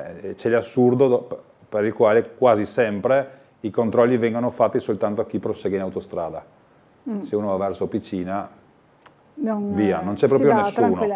Quindi questo dimostra l'inutilità di tutto questo, no? La politica, i rappresentanti politici di destra continuano a dire abbiamo intercettato, abbiamo fermato, abbiamo fatto miracoli, però è chiaro che quella frase che abbiamo letto adesso sul piccolo che non si è chiaro scelgono. Che non è una misura efficace. Poi oggi i controlli si possono fare in mille modi. Tenere schierate lì queste persone quando in 3-4 punti solo per far bella mostra di sé sostanzialmente non porta a niente. La conseguenza invece è molto più drammatica, perché lo sappiamo, ed esattamente quello che raccontava adesso la signora, controlli in città, presidio del territorio invece... Prego? Diminuiti. Sono molto diminuiti, sì, cioè i famosi posti di blocco, ma anche la polizia che si ferma in un certo punto cioè era quando era le zone rosse, che allora sì, di nuovo c'era questo dispiegamento di forze quasi eccessivo in alcune zone della città, ma diciamo noi la sicurezza credo è un qualcosa che si fa nella quotidianità, ogni giorno, presidiando il territorio, ed è chiaro che le forze di polizia a cui ovviamente sappiamo bene, cercano di fare al meglio possibile il loro lavoro con le forze che hanno, con i turni per fare le ferie, con le malattie, come tutti quanti noi che lavoriamo, e la coperta è corta. Se sono obbligati per scelte politiche a stare sul confine, non stanno sul territorio. E purtroppo io sono uno che tende a non voler semplificare le cose, no? Lo dico sempre, il mondo non è tutto bianco, tutto nero, noi viviamo in una colorazione fatta di grigi, di sfumature, quindi i temi sono complessi, sono variegati e guai semplificare, però certamente un elemento che ha portato questa situazione certamente è l'abbandono in un qualche modo del territorio e questo permette che la gente vada in bicicletta sui marciapiedi, senza campanello, che si corra, non dico zona 30, che si corra 70-80 all'ora in vie dove insomma ragionevolmente, con buon senso, indipendentemente dai limiti, bisognerebbe andare piano, molto più piano, perché non succede nulla. La proposta, o meglio la soluzione che viene proposta spesso è metteremo più telecamere, ma le telecamere sono un qualcosa che serve dopo, a fatti già avvenuti, quindi no? Per ricercare i responsabili di qualcosa. Nel caso dell'incidente della signora con la bicicletta, sì, troviamo chi ha fatto l'investimento. Ma anche là la targa non c'è, l'assicurazione nemmeno, quindi è tardi, poi queste immagini si vedono, non si vedono, le telecamere sono di qualità buona, riusciamo a leggere la targa, cioè sono tante variabili, quindi dal mio punto di vista le telecamere possono anche dar bene, ma non sono l'unica la soluzione a tutto. Allora dobbiamo fermarci per una piccola pausa pubblicitaria, ci rivediamo fra pochissimo.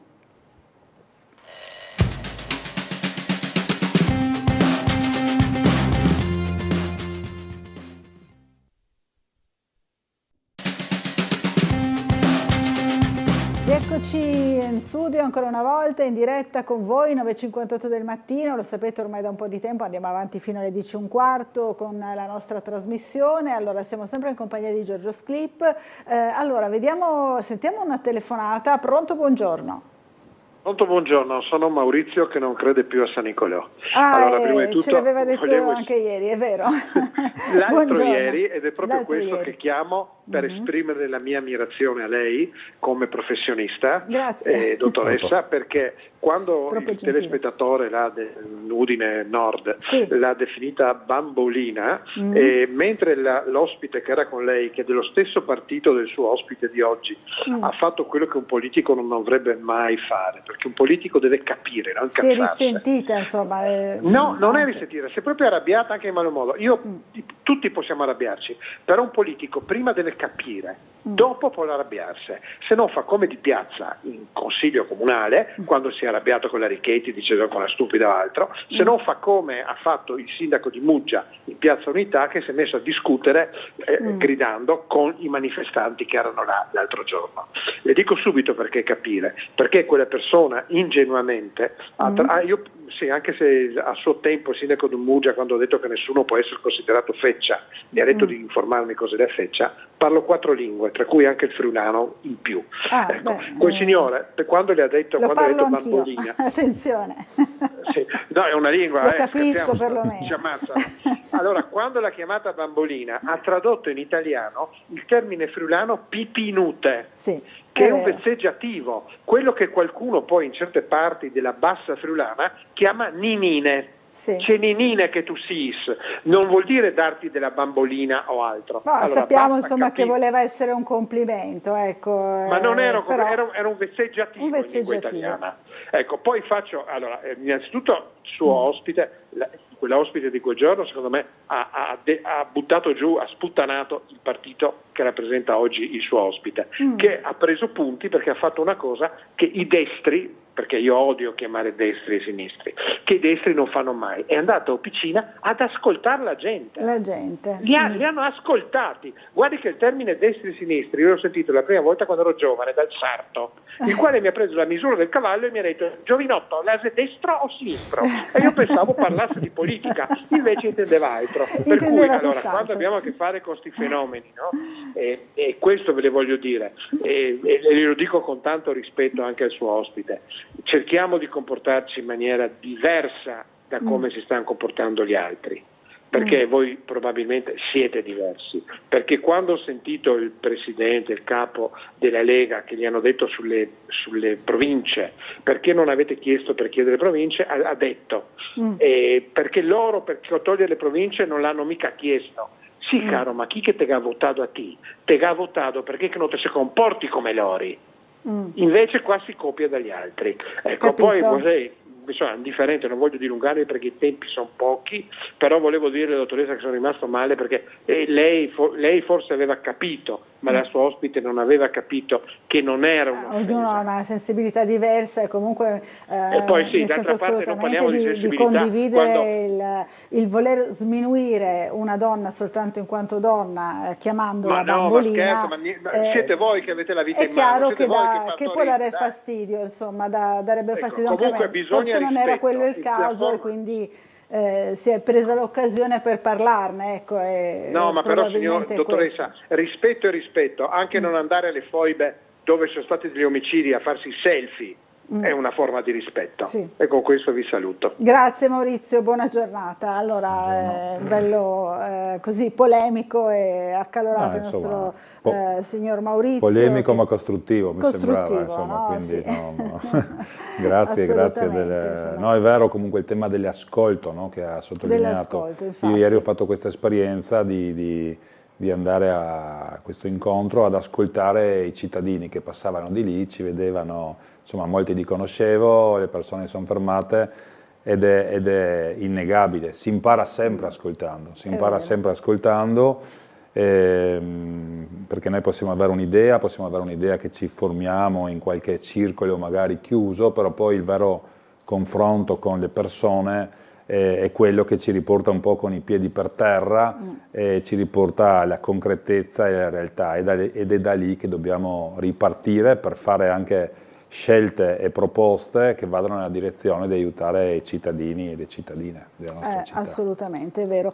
Ci scrive proprio a proposito di raccolta delle immondizie, insomma dei rifiuti, la signora Patrizia che ci scrive: allora Patrizia, mettere le immondizie porta a porta è uno sconcio, vedere tutti i sacchi per i marciapiedi, specialmente d'inverno col vento, si sparge l'immondizia per tutto, con tanti anziani a Trieste che non si ricordano quando portarle. Questo ritiene la signora Patrizia.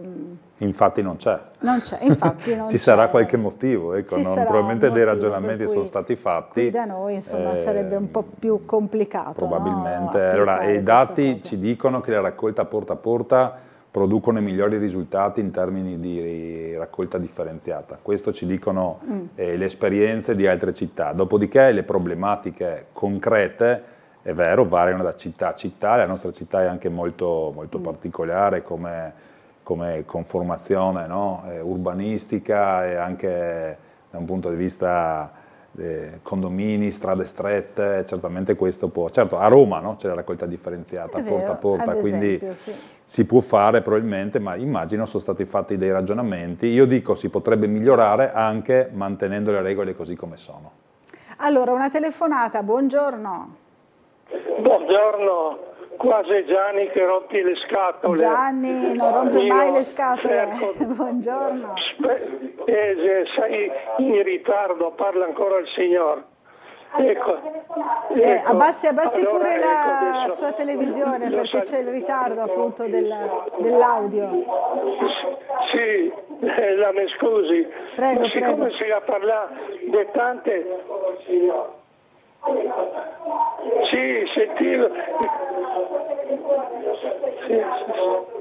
Ecco, vediamo se riusciamo a far abbassare il volume al signor Gianni, così ci sentiamo meglio, perché effettivamente magari non ci si rende conto, però il ritardo di quello che viene che esce no, in televisione è notevole, può disturbare, no, perché non si riesce, appunto, si sente le parole dette poco prima, però si sta già parlando di altro. Credo sia caduta la linea, speriamo di poterla recuperare presto con il signor Gianni. Allora, ci sono varie mail che non abbiamo ancora letto. C'era una mail che riguardava il tram di Opicina, dice: come mi ha detto un autista su un autobus, il tram è solo una rottura, è una cosa carina, insomma, una battuta, diciamo, però in qualche modo insomma dipinge una situazione che si trascina da un po' di tempo, adesso dovrebbe ripartire, no? Adesso dovrebbe ripartire, sì,